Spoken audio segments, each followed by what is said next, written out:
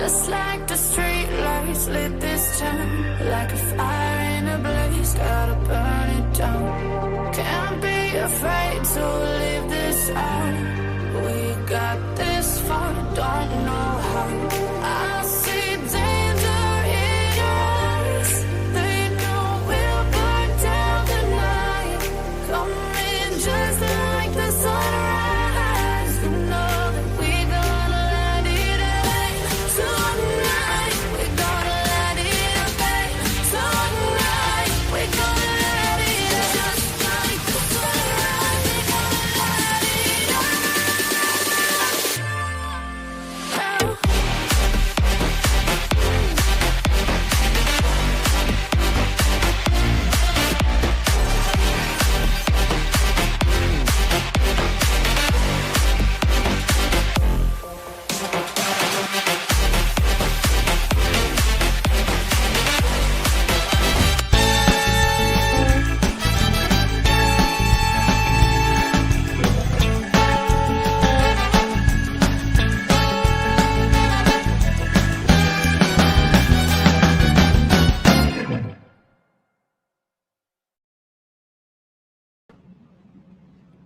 Ooh, I still have that slide up.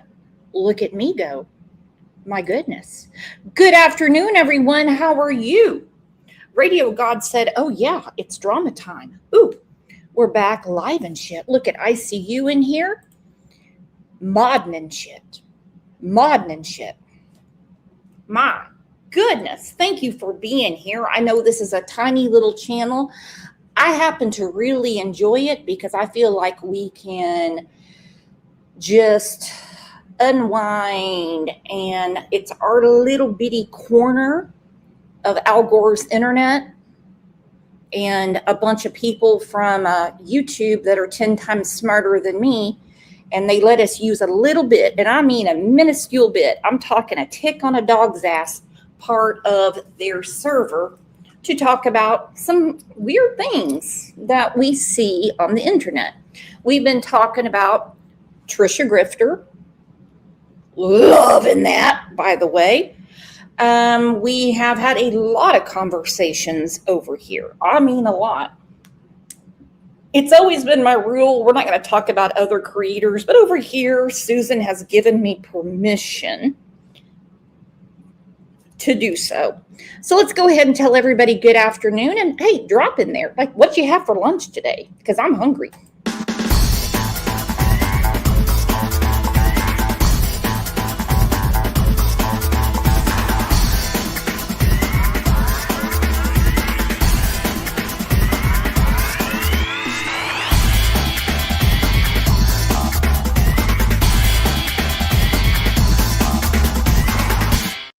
All right, fast and speedy. Now, I saw a bunch of you on Benny's chat on Saturday, and I really appreciated that he got the other side of the story from Remain Calm, because that woman hates me. In no way would she do it for me. Okay? Woo! No. She made a whole show about my mugshot where I got that Amazon kit, and redid my eyebrows, and it didn't work out. It basically blew off my face.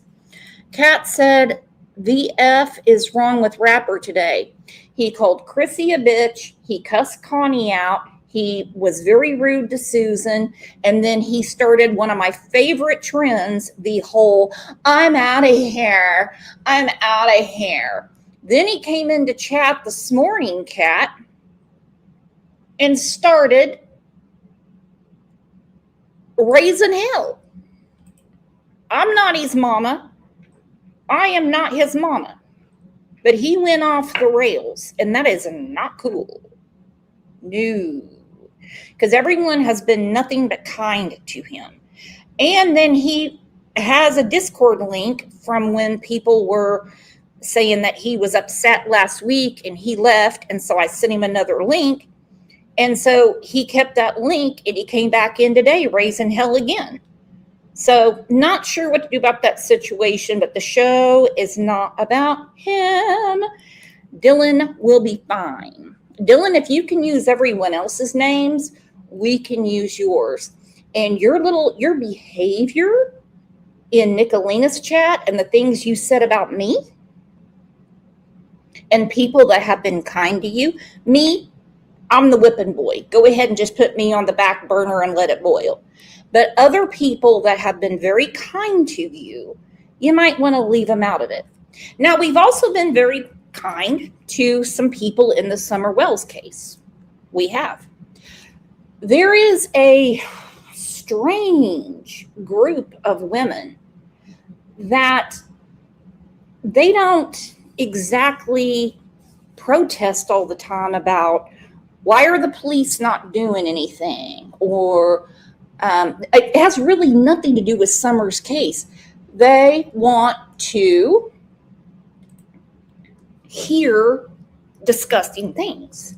They love making fun of Candace. They love it. They love talking about Dawn. Other creators, hey, fine, they're public people. There's no reason you can't.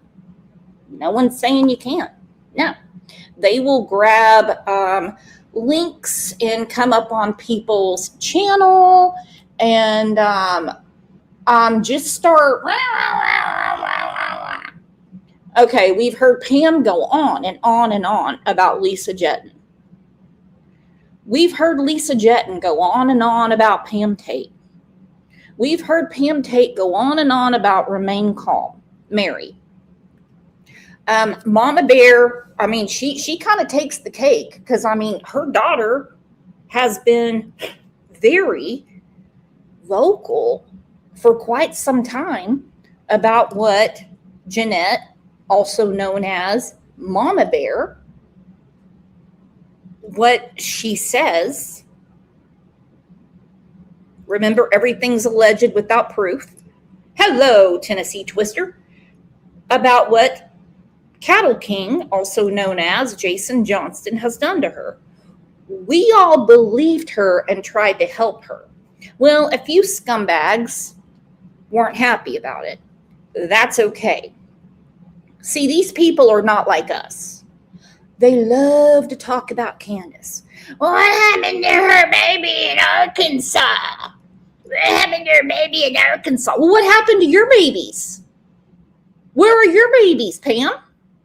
Why were they removed by the state? Lisa Jetton. How does a newborn baby get SA'd behind Dawn and Pam Wells' house and nobody goes to jail for it? How? But you're obsessed with this case for all the wrong reasons. So Benny did an interesting show. Hello, Tammy. Yeah, Tammy and Rob have had a gut full of them too. And Karma, thank you for that, because she said, I will stick up for my friends. Well, you did. And I'm sorry that he was so mean to you. And anyone that says, but Brooks Rapper has mental issues. I'm not his doctor and I'm not his mama. Okay? I'm also not Tina's doctor. I'm not Duck Lady's mama. I'm not Dippy's doctor. I'm sure you get my drift. I am ICU's mama. Okay? I am. Go ahead and tell him I see you. So yeah, that was very inappropriate behavior.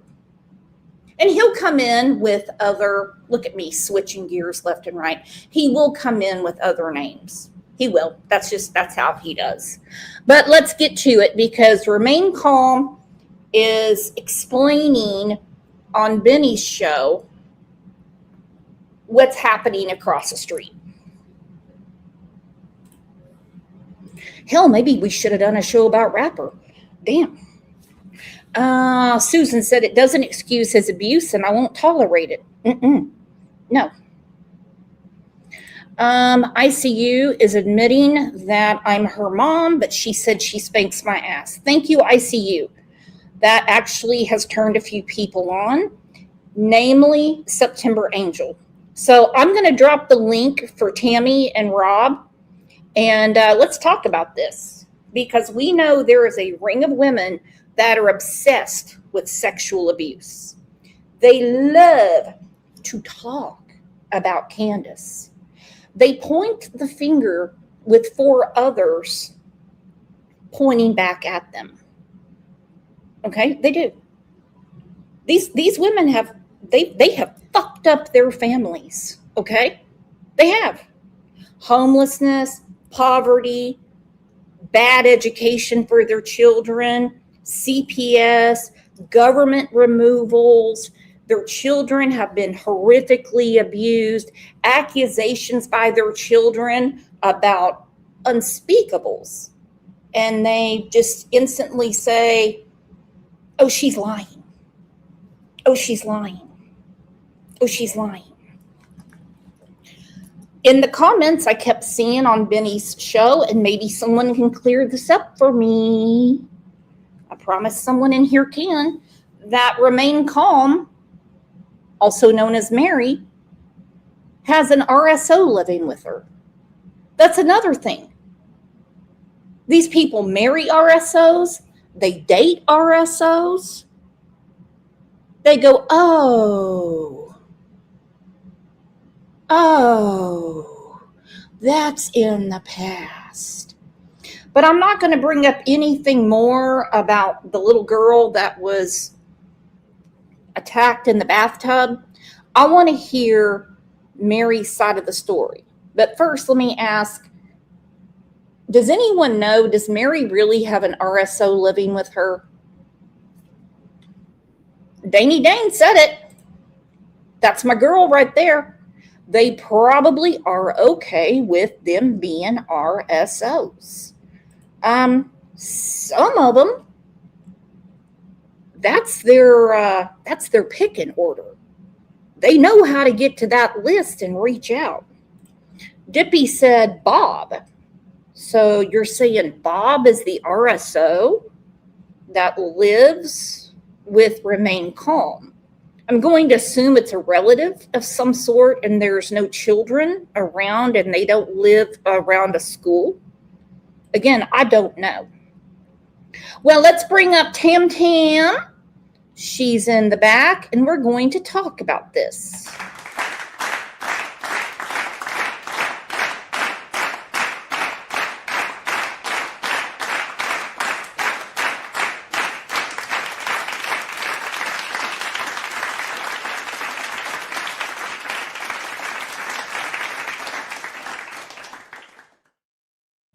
Well, good afternoon, Tammy. Good afternoon there, lady. What is up? How's it going? Are you keeping up with the whole Pam, Remain Calm, Lisa J? I mean, I listen to it here and there. I don't know. Like, I'm not gonna sit here and say I know every detail, and I can voice my opinion if that's needed. But well, I mean, the opinion is, I'm just going to give you my opinion. It's all damn nasty. oh no, it definitely is. And then most of these people on YouTube, whether they're creators or just commenters, a lot of them have lost children, given them up for adoption, or they've given up on their children. And that's an opinion, but it's pretty factual if you look at it. They're the knock-up club. They get knocked up and they do nothing more with their children. They reunite with them after they age out of the system and pretend like they're mother of the year. Exactly. You couldn't have said that any more perfect. It's the knock-up group. It is. And I love how Mama Bear did this short the other day, and she's like, in her voice, Bricks, you lied again. Let me tell you, girl, I never lost none of my children. That's not a flex. You get it? That's not a flex. That is not something. A flex is, my child just graduated college. My child's in the military. My child is a great father. My child got a promotion at work. That's something you flex your muscle on. If someone asked me if my children had ever been removed, I would probably roll in the floor laughing like, What? Well, that's kind of funny because not only Mama Bear, but a couple of her people even was mocking Taylor for only having a second grade level. Who does that? Mm-hmm. Well, she's another one. Okay. And they are obsessed with the Summer Wells case. It's all for the wrong reasons.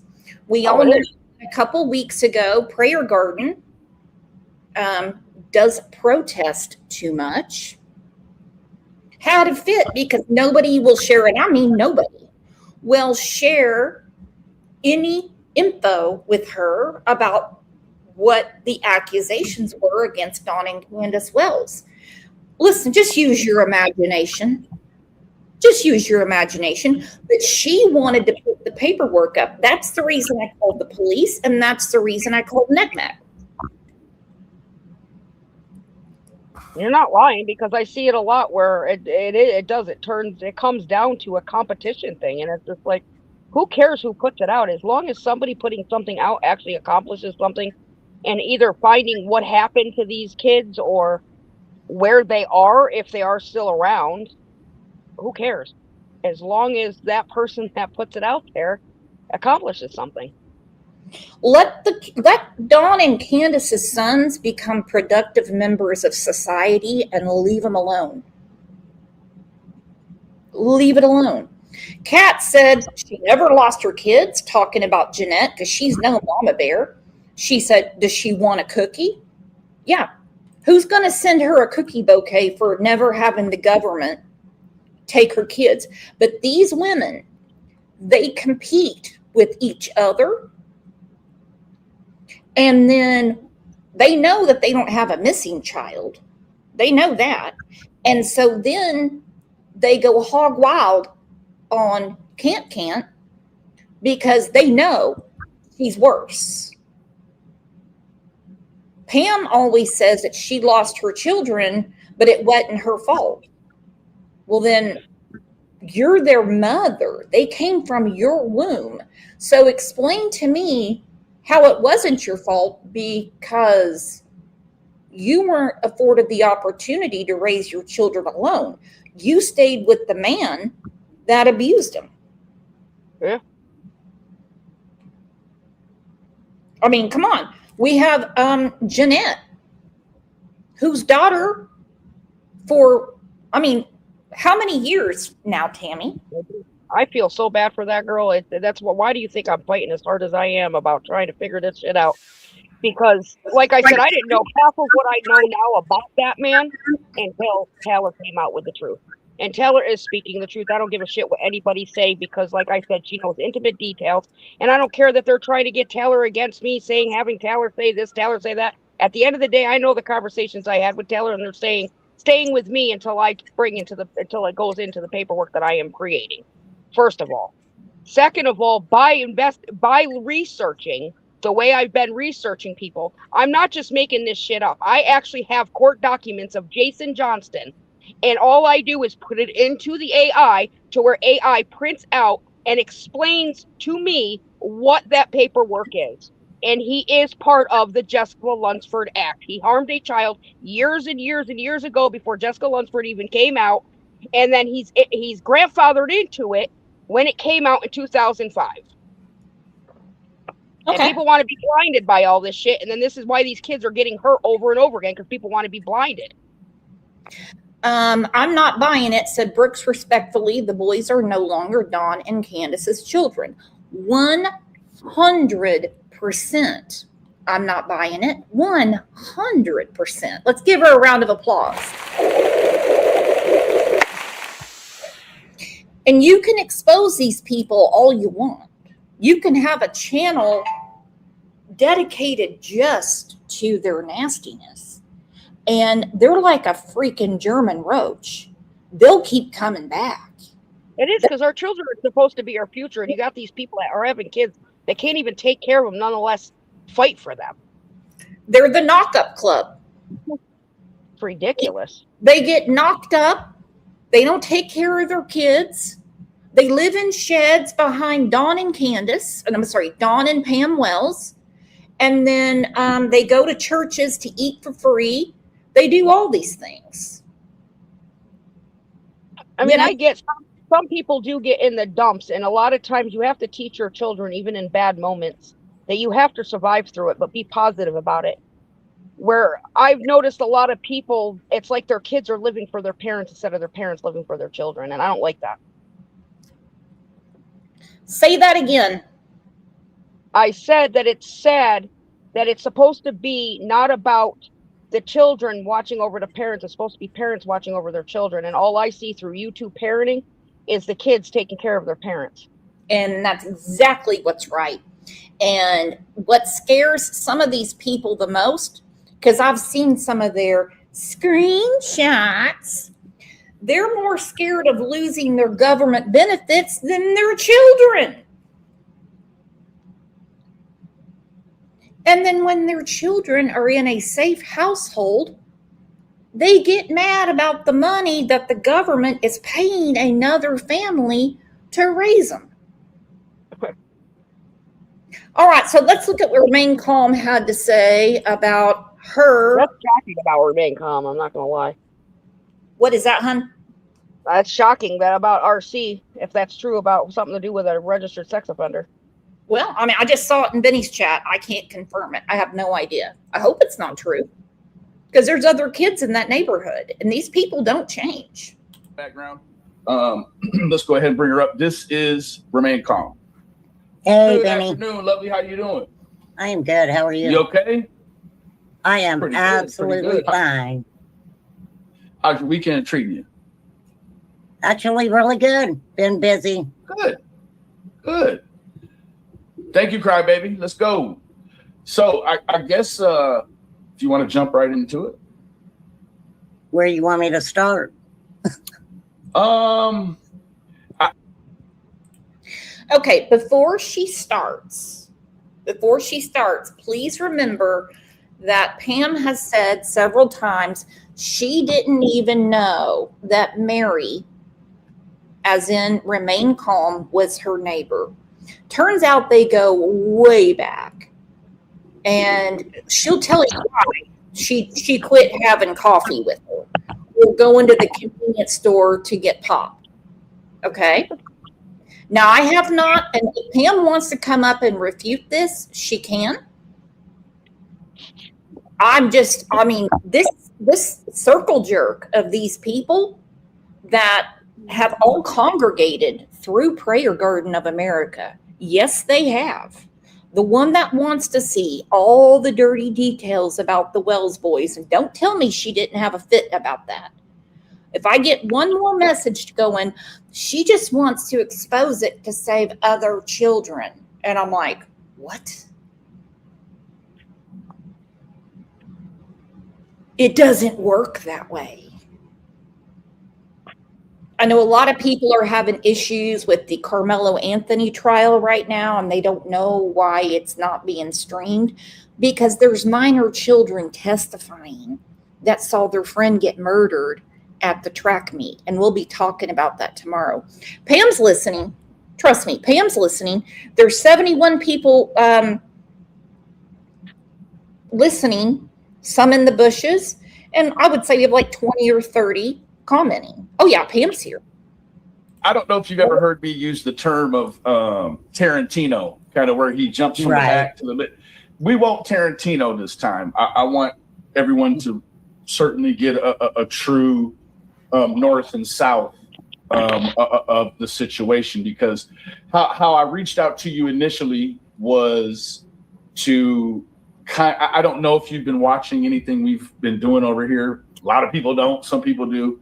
I'm not so naive to think that somewhere throughout the course of this thing, hey, Courtney, that I may have gotten some things inaccurate. And I know realistically we're not going to be able to cover all the things, but I think to really shine light on sort of the high notes of this whole thing, because I find it very odd that Pam, preface it by saying Pam has, over the past 6 years or so, I have literally seen her all over the internet in chats galore, and she just has the worst things to say about me.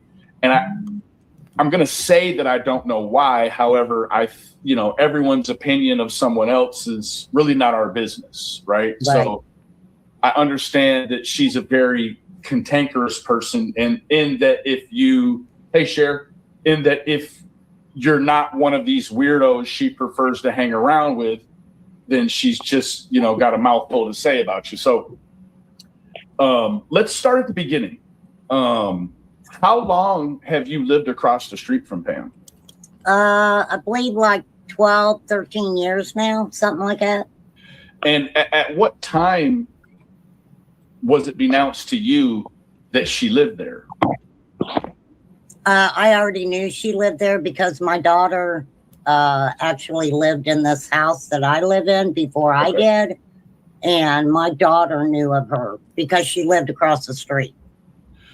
Now, what was that association with your daughter and Pam? What was that, amicable? What was that? It was kind of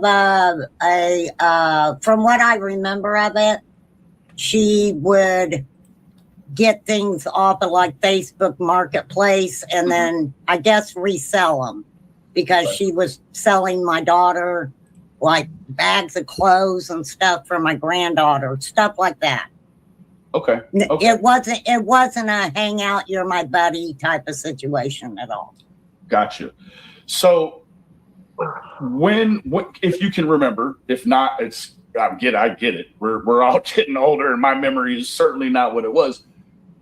What year do you think you started to have even the most minimal contact with Pam, Miss Mary? All right, so she's talking about the clothes. We know that there was a post of a little boy in a pool where Pam said the boy is not for sale. All right, so I'm going to go to her Facebook real quick because these are public pictures.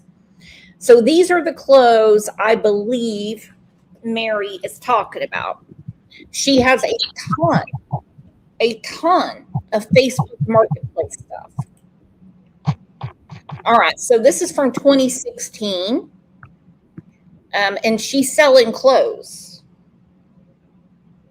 All right, people are asking what size, newborn to 6 months. Then she says, no, these are 3 months. Okay, there's some more. No one's hitting on that Facebook Marketplace ad. She has Paw Patrol shoes. Okay, and Paw Patrol has become a thing in the Summer Wells case where they talk about Paw Patrol. Okay, obviously, this is before because this is from 2016. Are you smelling when I'm stepping in, Tammy? Yeah, I see a pattern. Mm-hmm. Okay, she's showing the soles. There they are again.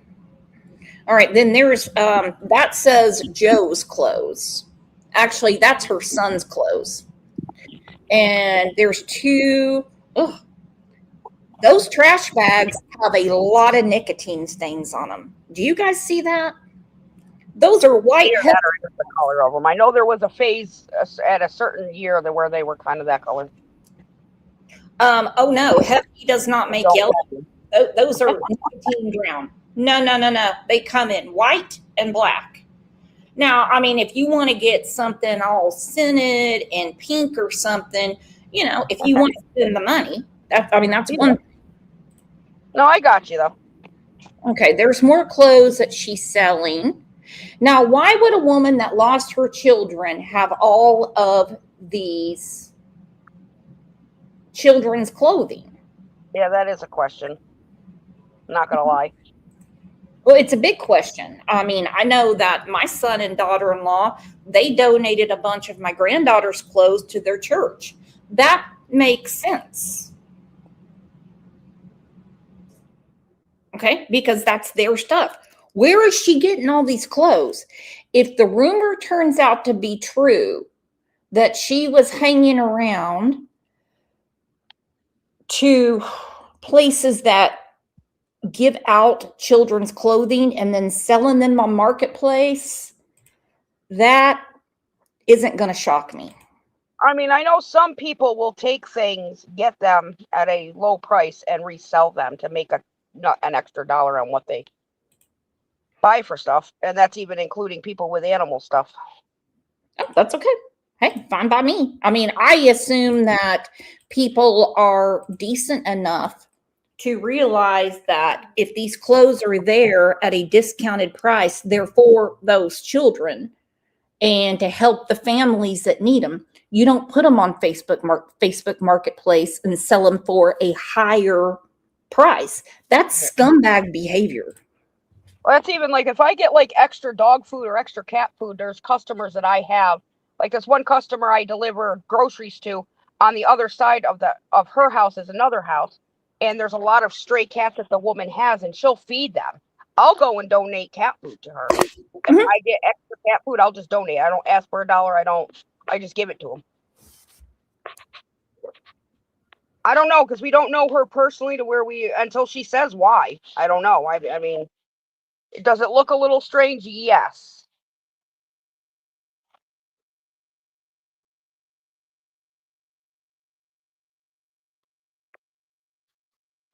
But if she lost her kids and she's going out and innocently getting these other clothes just to have kids have other clothes, why is she selling them instead of just donating them? I mean, you took all that time to take those great pictures of big boxes of clothes and sell them. Why not direct them to the local church or wherever you went, the Salvation Army, the Goodwill, any of these places? But you're selling these things, and then you have a picture of a little boy, and I did see that she edited that. Well, too bad it's out. And he's in a swimming pool, which she was bragging about. And she said, boy, not for sale. So go ahead and put that together. I mean, I think a lot of this shit is strange. I ain't gonna lie. Mm-hmm. But I don't like to give my opinion unless not so much an opinion, but I don't like to really bark until I look shit up. Like, you could tell me something, it's not that I'm not gonna believe you right off the bat, but if you tell me something, I'm not the type of person that's gonna jump on just because of what you tell me. I'll go and I'll look into things, and then if it matches up to what you say, then that trust starts building. And then so I need to start trusting that person to believe what they're saying. You can find it on your own. You're a smart lady. I'm not here to convince you. We're just having a conversation. No, I know. No. Well, There's a lot of people. There's a lot of people that will go to like the Goodwill and they will look for stuffed animals. I've watched several of these shows on YouTube where they're thrift flippers, okay? And they'll go to garage sales, they'll go Goodwill, Salvation Army, and I mean, they're looking for quality items that they can flip on eBay. This one guy made a ton of money just selling jeans. That is not what Pam is doing. So I hope everybody understands the difference.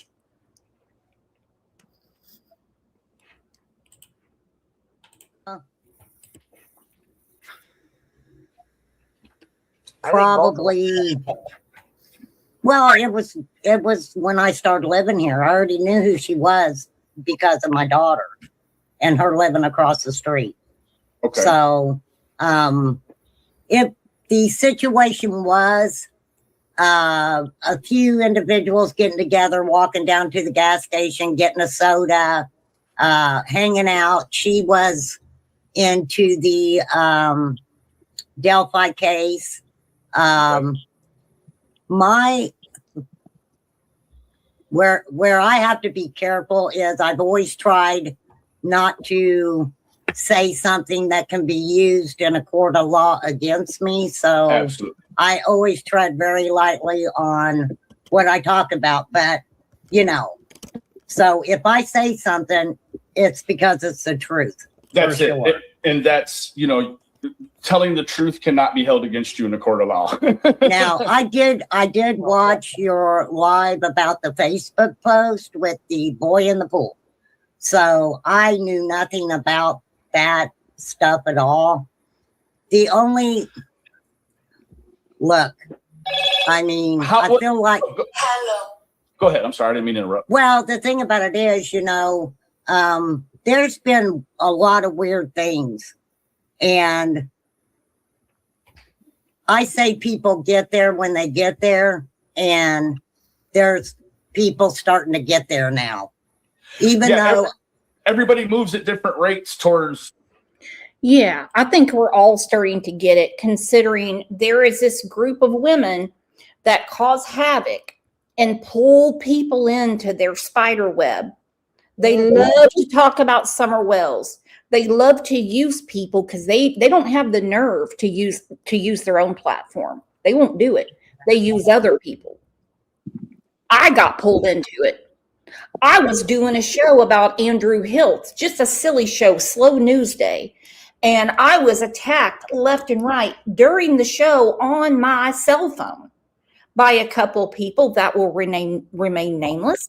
The title of the show was about Andrew, and they kept talking about some girl named Taylor. I'm like, who are you talking about?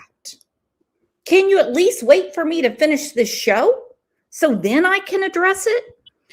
Sparrow said, have you seen the videos of scalpers getting into brawls at the stores? I have, and I love the dumpster divers, the ones that go behind the stores. And even though there's cameras and everything there, they will bring out those bolt cutters, and then they will get into the dumpsters. Ulta's a big one. And they will get used makeup, whatever, and sell it online. Hey, true story. It's American capitalism. You got to make your money somehow. My only issue is if it's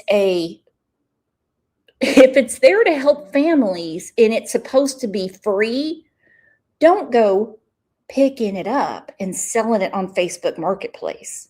Because I can tell you right now, Pam doesn't really have that much disposable income to have all those clothes. Okay? There is no way. No way. Has she ever told you about how she gets them?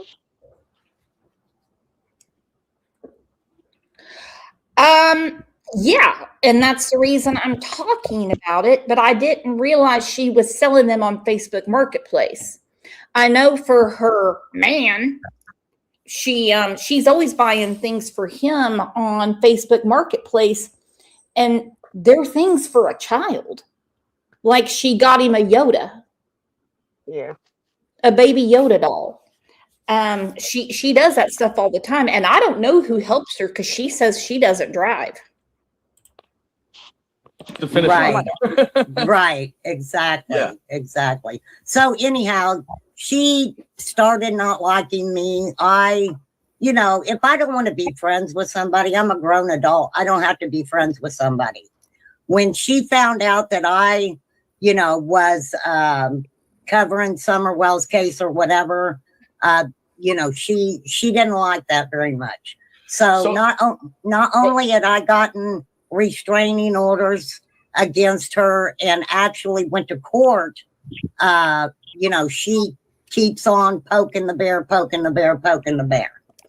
Now, I've adapted to the harassment over the years.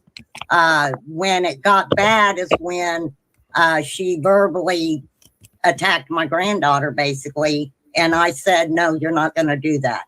You're not going to mess with my family. You're not going to mess with my grandkids. Bottom line to it.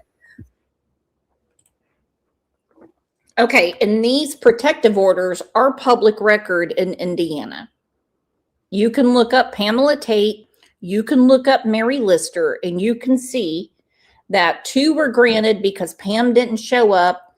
The 3rd one wasn't granted because Pam, now this is according to Pam, I don't see that the judge took Pam's side, but obviously I have different reading comprehension than Pam does, that it was granted. Now, I couldn't imagine having all those restraining orders against someone.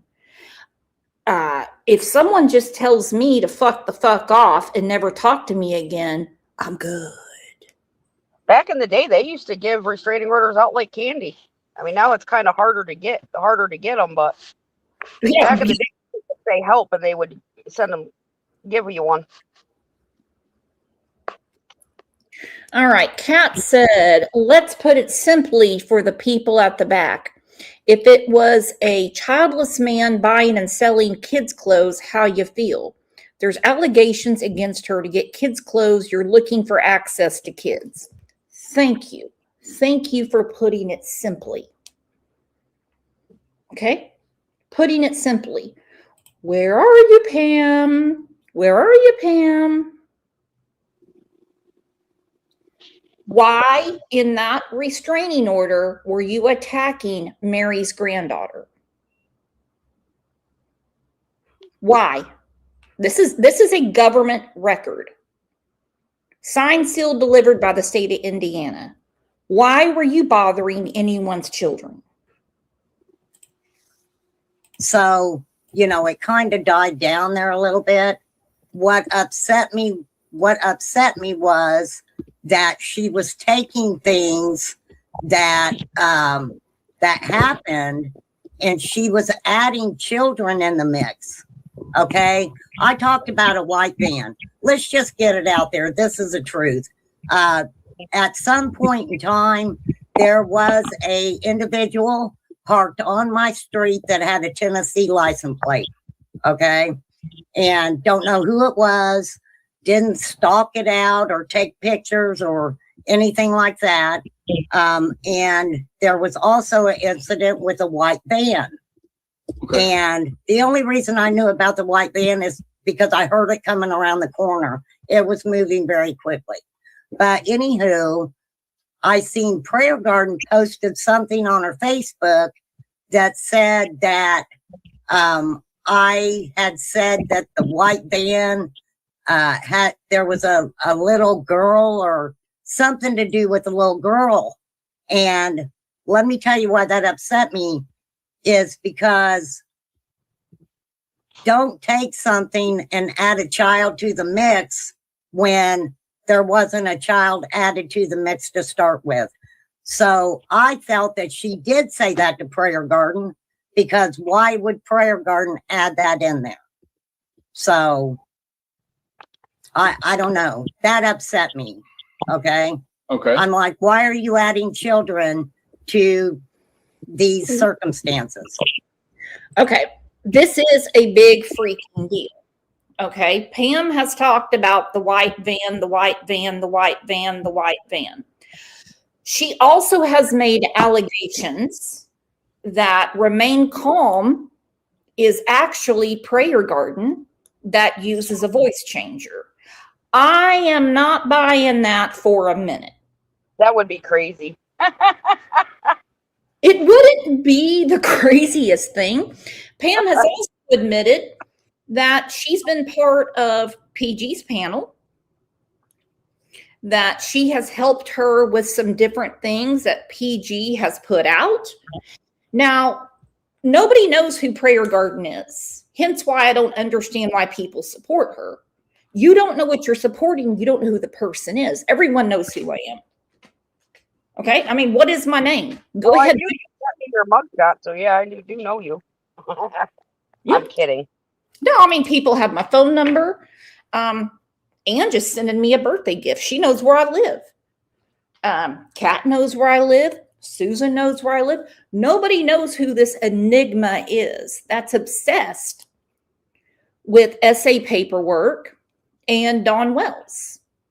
Pam has said over and over, Prayer Garden just wants Dawn's dick. Now, when Remain Calm started, she was very on the side of Dawn. Dawn didn't do anything. Look, this would take a whole act of Congress to figure out what the hell these people are doing. Cat. Brooks eyebrows. I know it's a bad wax job from a Vietnamese lady. I get them filled in. Story. My birthday's on Friday. Are you guys going to get me that retake of my mugshot, Tammy? Rob's been promising. I could try. I don't know. Why don't you AI yourself? Everybody else does. They want to complain about my AI, and at least my AI speaks the truth. I can't do that. Nope. I have no idea how to do it. Haven't even delved into that world. You know, you're lucky I can walk and chew gum.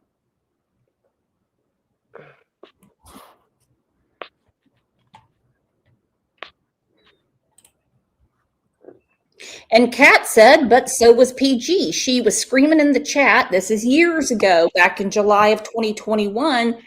And just our conducive minds in Discord kept saying we thought it was Dawn. I'm not buying it. Didn't PG said she was pregnant recently and must be past childbearing age? She sounds ancient. Oh my gosh. Poppy Red Mustang, Brooks, just keep the gift that I won for your birthday. Oh no, that's all you, girl. That's all you. You get the roto wipe. Also, she had, I cannot say that these words came out of her mouth. It was told to me that she had made a phone call early one morning and stated that the night before I had screamed across the street at her that she had a child's remains in her backyard. I mean, this is crazy stuff, Benny. It's crazy stuff. So I'm let me ask you this, and I don't mean to interrupt. You're good. Because You're good. I understand for me now, for a lot of people, they already know all of these things, or they know some of these things. Right. To me, I've been. Thank you. I'm like a mushroom. I've been kept in the dark and fed bullshit. Sorry, someone just rear-ended my truck. You just got into a wreck? Yeah, I'm sitting in the parking lot. Somebody just rammed in the back of my truck, but there's no damage. I have a hitch, so the hitch saved. Brian did damage to his truck. Now, hold on. Say that again. You said you just got railed in a parking lot. We know what that means. Yeah, not that kind of rail. Mm-hmm. Are you at It's a too bright out.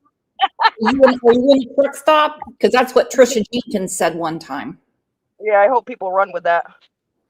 We will. I'm going to clip that and tell everyone you got railed in a parking lot. Hey, Rob's not right. So Right. the white van, chronologically, how does that fit? Now, this is one of the first instances with Pam is this white van stuff. Am I correct? What do you mean instances wise? Well, she finds out you're covering Summer Wells, and then let's talk about that really quick, and then we'll move forward to the white van. So she finds out you're covering Summer Wells. Meanwhile, she's already been here covering Summer Wells as well. Yeah, because she was on Prayer Garden's channel and stuff. So, okay, so You're such a shit, bro. Everyone, hashtag Tammy railed. Okay, please. We're gonna do It's a bigger truck than mine, so he hit me pretty hard. Oh, that's worse. Oh, are you sore? Hey, I'm just being honest. At least I'm not sitting here lying. Oh, But the guy was respectful enough and came up to my door. You know what I mean? He didn't just hit me and just take off. oh, did he buy you dinner, like something like a coupon from Red Lobster? Did he leave anything behind? Yeah, no, he looks like a big redneck, so I ain't gonna mess with him. Okay, just a good old parking lot railing. Okay, go back through this. I'm out. Said I have one question. What the fuck is wrong with these people? No idea. Even the behavioral science unit, I couldn't figure this one out. I'm telling you, Lisa J, Mama Bear, who's not a Mama Bear, Pam Tate. I'm going to go ahead and throw Remain Calm in there. Prayer Garden. There's a few others. Haley is another one. She's a something else. And they absolutely love to talk about sexual abuse. And they all have been through Prayer Garden. And we know that a few weeks ago, she was furious with me. People were like, I'm going to unsubscribe. I'm going to unsubscribe. I'm going to unsubscribe. Don't go to an airport. You don't have to announce your departure. I'm telling you. I don't tell people when to arrive or when to depart. That's totally up to you on Al Gore's internet. These people take the cake, okay?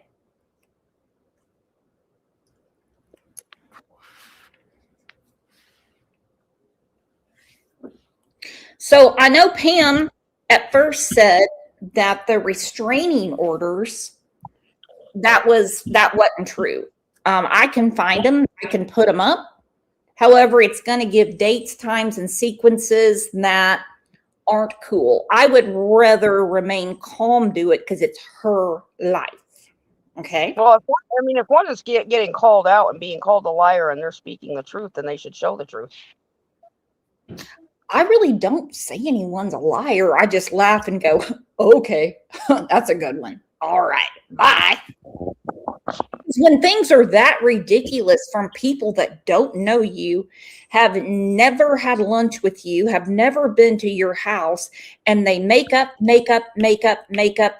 things based on your internet activity, I would just go ahead and say there is an issue. Okay. Well, it's funny you say that. It's funny you say that. I don't mean to interrupt you, but before I forget, it's funny you mentioned that, because now that I'm not on anybody's side. At the end of the day, when you do me wrong or you do somebody wrong in the wrong way, I just won't entertain it anymore. Will I expose people? Yes, I will expose people, but I won't entertain it. Well, now all of a sudden, now Mama Bear's side's all saying that I don't have a relationship with my kids hate me, and this is. My daughter just told me the other day, anybody wants to mention her name, look her up on Facebook, message her, and she'll tell you what she thinks. Oh, no, I'm not going to message anyone's children. I'm just saying. I don't believe it's an unnatural or normal response to have a relationship with your children, okay? That's for these people. Okay, the ones that aren't like us. Okay, if you go to my personal Facebook, you'll see tons of pictures of my children and myself, my granddaughter. I don't put too many more pictures of her up after what Lips did. So that's a big no-no for me. So it's crazy that these people don't have any boundaries. Lips is one. She's always putting September Angel out there, and then she'll put / her son's name.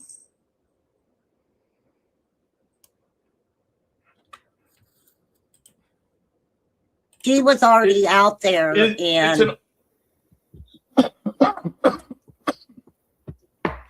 So this is like actually like a lottery odd deal. Like, because I'm not gonna lie, I had passed it off like, you know, and shame on me. I had passed it off like there's no way these two gals didn't know. Like, I felt like, oh, they had to have started together. But I'm completely absolutely not. Okay, absolutely not. No. I started covering Summer's case because I've always covered trafficking and missing children. It's something I've done for a very, very long time. So it was nothing new to me. Where she had a problem is that I had not talked to her in years and years and years. Okay. And I started my YouTube channel, and Lisa Jeton, she says Lisa Jeton told her that I had a channel, and she didn't know at that time. I'm assuming, because she keeps saying that she didn't know that my channel was actually her neighbor. Okay. Does that make sense? It does. Okay. It does. Right. Because of, you know, these communities are so widespread and vast that, you know, I think I was just being closed-minded or simple-minded when I thought there's just no way, you know. So No, absolutely not. all right. So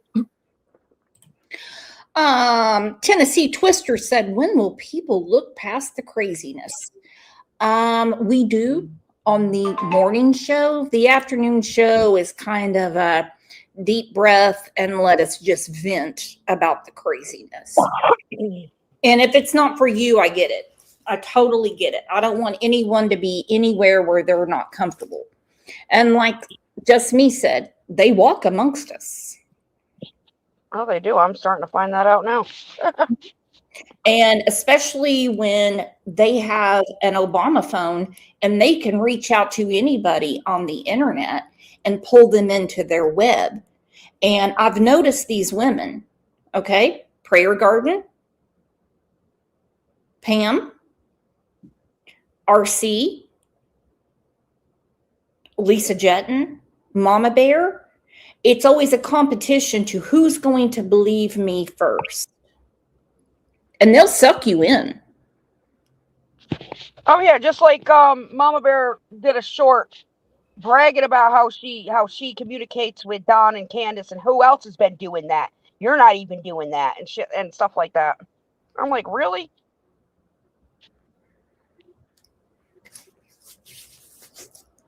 And like Tina Kent said, what does all of their drama have to do with Summer? Why are they doing this nastiness on the back? It's like a distraction to find the truth out about Summer, in my opinion. Okay. I can't tell you how many times I have talked to these women, Jeanette, Lisa, Pam. I've never talked to RC. I've messaged back and forth with Prayer Garden, but they stay the same way. They're never going to find her. They're never going to find her. Dawn said there's no evidence. Dawn said. Why would you believe Dawn unless you know Dawn and you have more information? I don't know. They talk about Brad Washon. They talk about,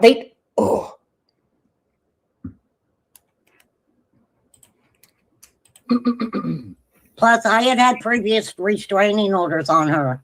So I'm not, I have no desire to even deal with that. Okay. Okay. You know what I mean? Absolutely. Now, enter in, and this may be a little Tarantino situation, but she's made statements that you may or may not have called ASPCA or animal control on hers. Is this a truism? That is not true.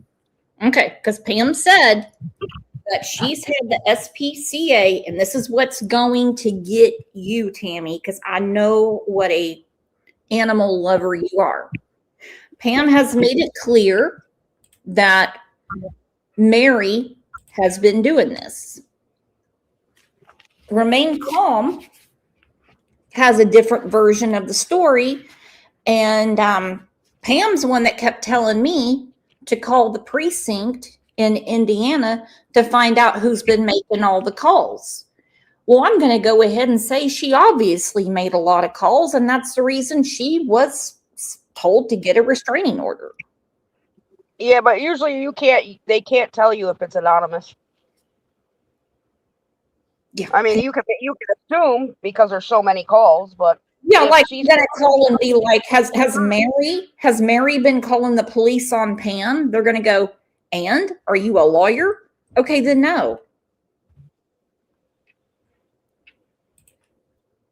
You did not call. No, this is what happened. Let me tell you that story if you really want to know it. I do. She was in a habit of collecting neighborhood animals and calling the pound on them, right? Okay. And so one day the pound pulled up out there, and I noticed that there were animals being put in to the side of the truck. I walked over and I said, "Can I please see the cat that you put in there So I will know if it's one of mine or somebody in the neighborhood, right? Uh-huh. And come to find out, she was giving her own cats up. And the guy from the pound got pissed off because she didn't say, these are my cats. I want to, you know, I want you to take them or whatever. She had, I don't know what she told him, but he was not happy about it. So she wasn't forthcoming with the fact that these were her animals and she was just surrendering them. Exactly. Okay. So now the situation with the teacup 4-pound Chihuahua being out in sub-zero weather and unfed, how do you know? Oh, you didn't know about that? No, that's the first time I'm hearing about that. Okay. Yeah, there was some talk, and I believe it may have been over on Brooks there when she was talking to Pam last. There was some talk about her having left a dog out in the freezing cold and that it was unfed. She didn't deny this claim and then just sort of moved forward to, well, what do you feed a 4-pound Chihuahua? You know, like it was a very strange, very strange conversation, right? Yeah. And absolutely. So if someone asked me why I left my dog out. Okay. My understanding is they get pretty brutal winters in Indiana. And that when they came to her, she always says, remain calm has done these things to her. It's a real Hatfield and McCoy's situation going on. If you know, you know. And she, in her beautiful voice, goes, what do you feed a 4-pound Chihuahua? I don't give a shit if you buy a 50-pound bag from Walmart of Old Roy and put a little half a cup in the bowl. What are you talking about? What do you feed a 4-pound Chihuahua? What do you feed a 5-pound baby? They have to eat. In the freezing cold, I'm like, what are you talking about? She didn't even do that. She, it was just like no comment, and then moving on to the next part of the conversation really solidified to me that she probably did. Right?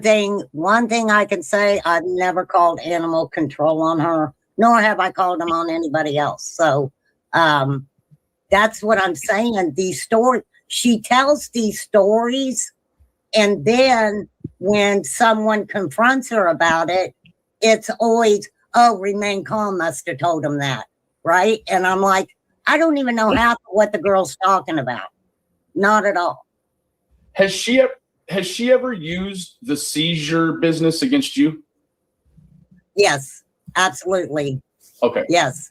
Okay. Yes, she now, did. what I find interesting with the whole seizure bit is the fact that pertinent conversations or dialogue that she's having or has had, and then question about it in present time. What I understand is she'll use the idea of the seizures to sort of lock away that information by saying, well, I've had a few seizures since then, I don't remember. But then she can go way back and bring forward information, and her recall is sharp, and she'll bring it forward, which also to me is a qualifier that. Yeah, I'm gonna have to get going here shortly, but I'll watch in between. Okay. All right, everyone say bye to Tammy. Love y'all.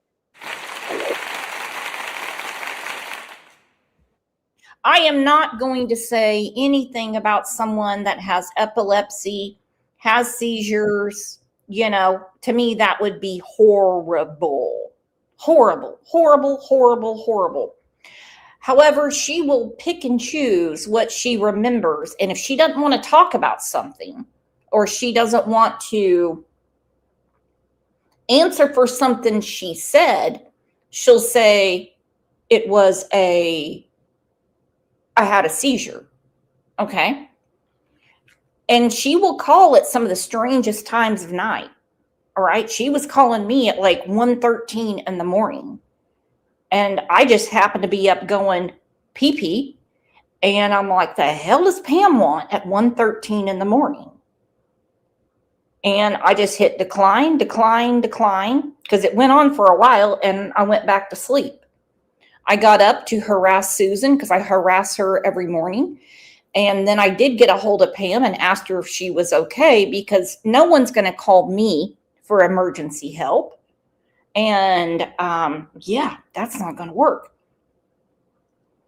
So I asked her what was going on, and she said she had a seizure and she peed her pants. And she said, and I go, oh my gosh. Okay, so you're going to have to get some of those Depends, and you're going to have to sleep in them. I mean, you're just going to have to. And she said, well, I have enough blankets on my bed. I don't need to wash all of them. Okay. And I said, well, my goodness. Let's go ahead and wash all the blankets, or wash, however you want to say it. And let's get all this cleaned up and make sure, you shower off, because pee-pee on your leg isn't good. Pee-pee shouldn't hit your skin. It shouldn't. Uric acid is very dangerous for your skin. It really is. Unless you live in other countries, third world countries, they use it for facial toner. She's using this. She's hiding behind the whole seizure. Now, I'm not here to say she doesn't have seizures, but she definitely steps in front of that, or behind that, rather. She steps behind it and uses it as a shield for why, or the reasoning why she doesn't remember things. Well, right? This is the thing. I've always said, yes, she does have seizures. I've never taken that away from her. Right. At all. But the thing about it is, how are you, her recall, especially where it concerns me, is non-truths. And you tell people that you don't remember things and you forget things, but yet you want to come out like the last 12 years of Remain Calm's life. You can tell her whole story. That doesn't make sense to me. No, it doesn't to me. Like I see the flaw in the stone, right? And it takes me back. And then again, like I had no qualifier, right? And so when I deal with situations online, a lot of times I'm looking for a qualifier. I'm looking for something that will give me a baseline on their truths, right? Right. And not knowing any of the lore about Pam. Okay, Benny's in here and he said evaporated pee stains on anything are still pee stains. Yeah, and that's what she says, that she had a seizure and she wet her pants. Both Angel P and Angel P's a nurse have told her she needs to get those Depends. She said she doesn't know where to get them. I'm like, Walgreens. You love Facebook Marketplace. That's where you're trying to sell kids and kids' clothes, and you have no kids. And you just go, oh, well, it didn't get on the mattress because I have all these blankets. I have all these Grinch blankets on my bed. And I'm like, very, very cleanly. Now, I do need to ask Benny a question. I don't know if he's busy or not, if he wants to come up. Benny, did anybody after your show reach out to you? Because I saw it in your comments on Saturday. Did they say anything about Mary, as in Remain Calm, having an RSO living with her? Because I saw it in, hang on. Hey, what's going on? Hey, how are you doing, lovely? Pretty good. So I'm really glad that you got the other side of the story. And I do believe what's going on with this Hatfield and McCoy thing. So, did anyone say anything to you? I mean, I saw it during the show and I didn't know what was going on. So, I can't comment if I don't know. That's above my pay grade. And if I don't know, I don't know. Fair enough. Does she have an RSO living with her, as in Mary? I have no idea. Okay. Yeah, I don't know. Well, I can tell you that the protective orders are real. And Okay. the only reason Pam showed up the last time, and I'm taking her at her word, is because she was subpoenaed the third time. Uh-huh. Oh, okay. So not just because there was a back and forth.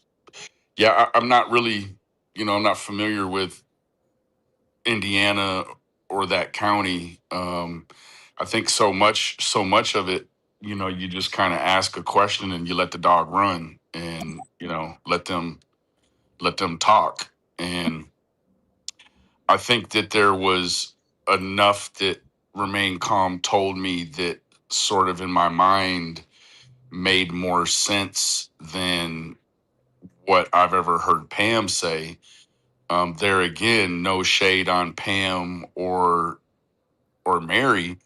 I wasn't there. I don't know who's telling the truth. All I can do is try to, kind of quantify the stories and make it make sense to myself, and I guess just move forward. I don't really know. Now, I have another question for you, and then I'll Sure. have another one. Why do you think, and this is only opinion, speculation, alleged, Hmm. why do you think this Mama Bear, Lisa J, who has a lot of sock accounts, okay? Yeah. Pam, I can't really say too much about Remain Calm because it seems like she's a stand-up person and she's just answering what's going on Sure. across the street from her, okay? Hmm. Yeah, she has said some things about me and she took her live down. And I'm like, you really didn't have to take the live down. Hmm. You really didn't have to do all that, just let me up to explain. It is my life. And then they've all met over at Prayer Garden.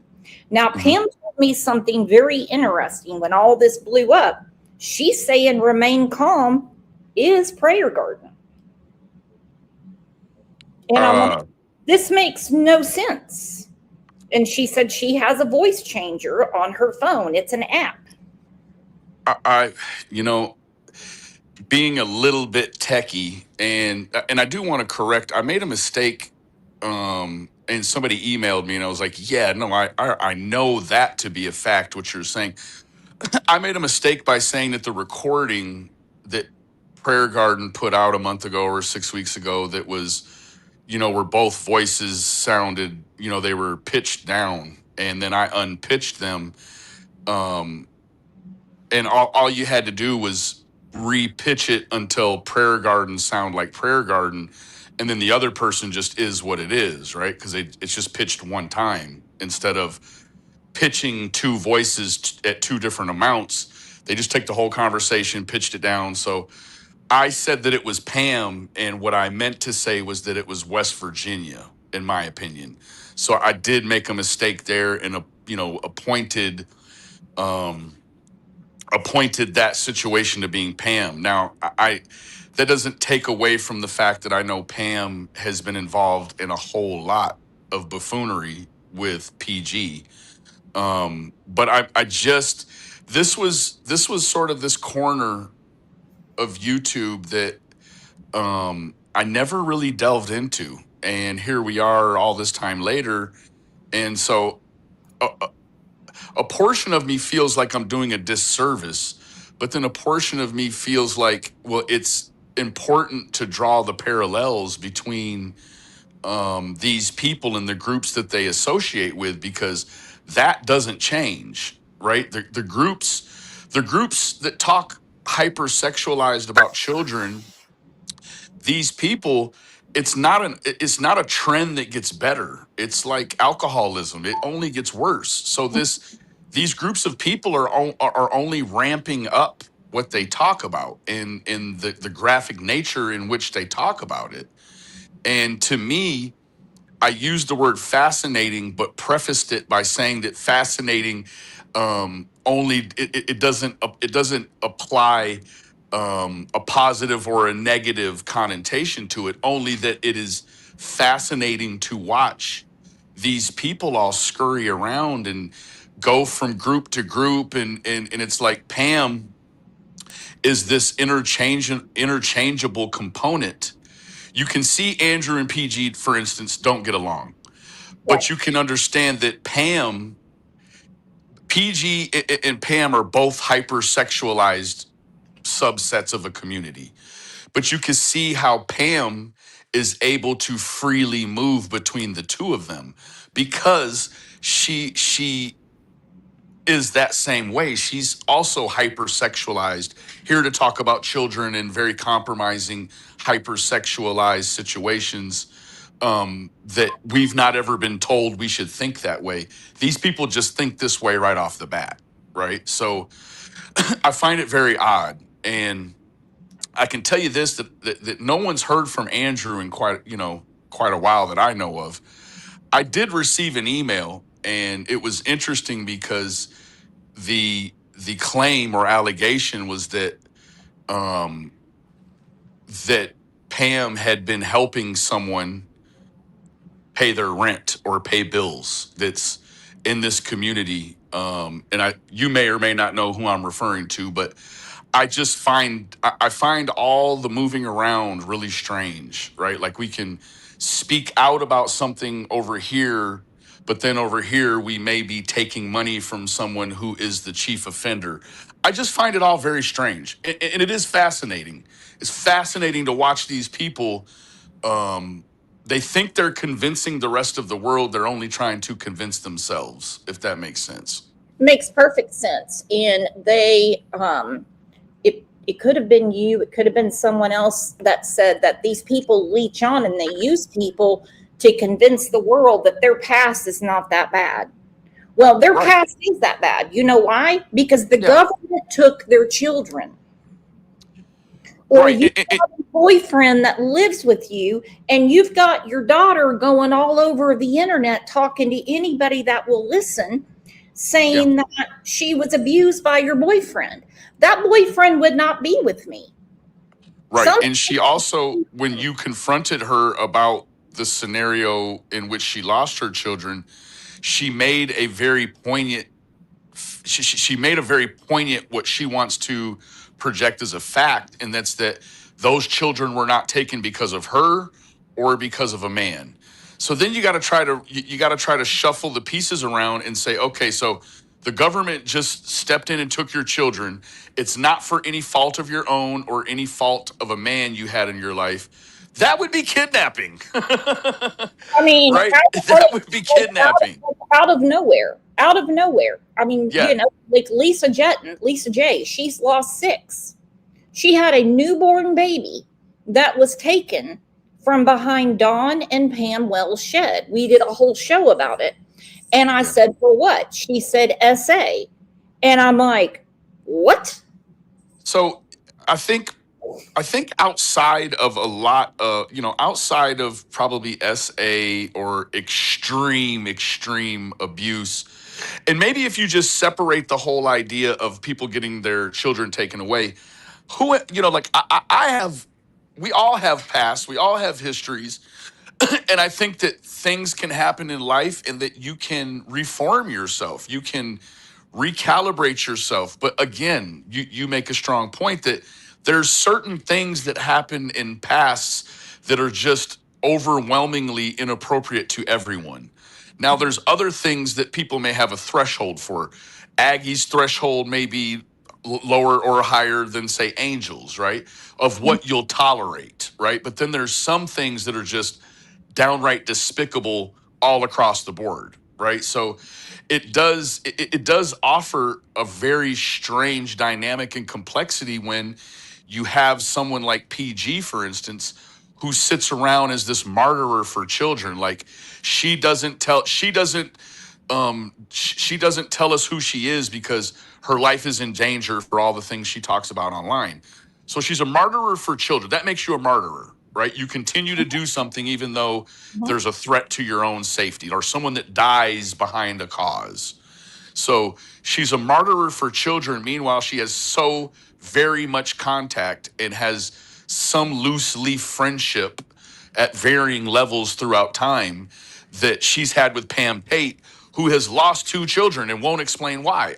She doesn't need to explain to me why, but I'm not friends with Pam. I won't be friends with someone like Pam, right? So all of it is a very interesting dynamic. Well, she deleted me from Facebook. We're no longer friends. I don't know what I'm going to do about that whole situation.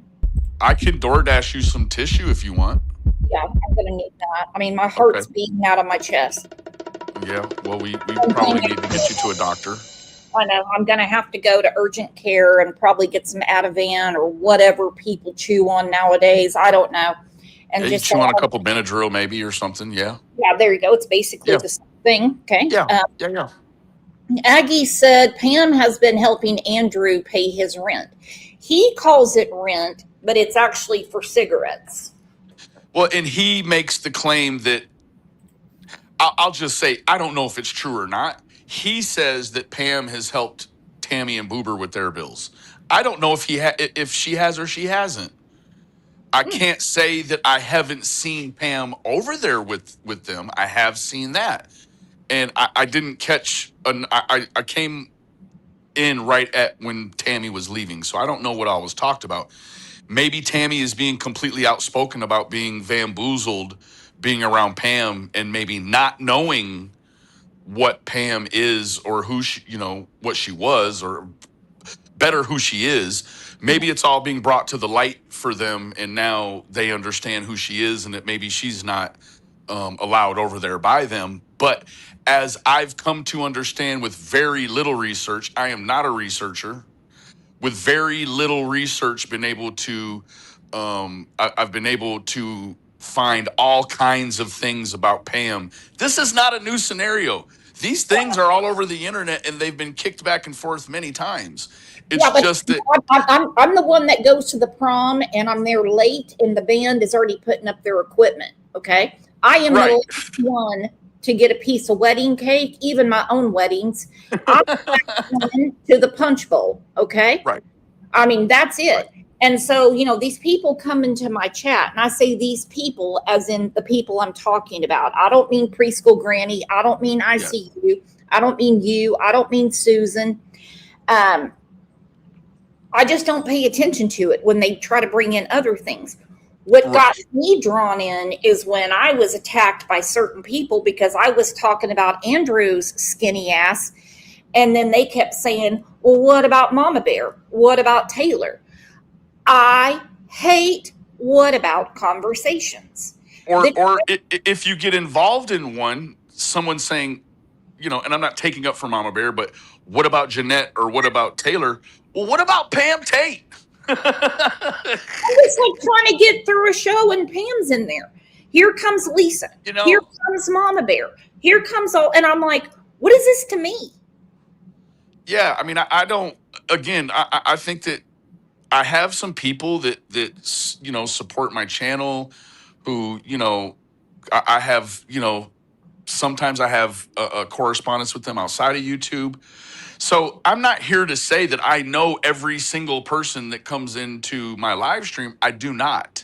So there could be all kinds of weirdos. I just don't know that they're weirdos, right? Because they're just a little round circle with a picture and a silly name sometimes. Right. So a lot of and I'm no different. Every creator, for the most part, has that same dynamic. But you have places like Andrew. For instance, Andrew doesn't get 300 people. Andrew doesn't even get 50 people. So it's a fair assumption to believe that Andrew has offline contact with a majority of the people that come to his channel. He's whittled it on down to 15 or 20 people at a time, maybe 30.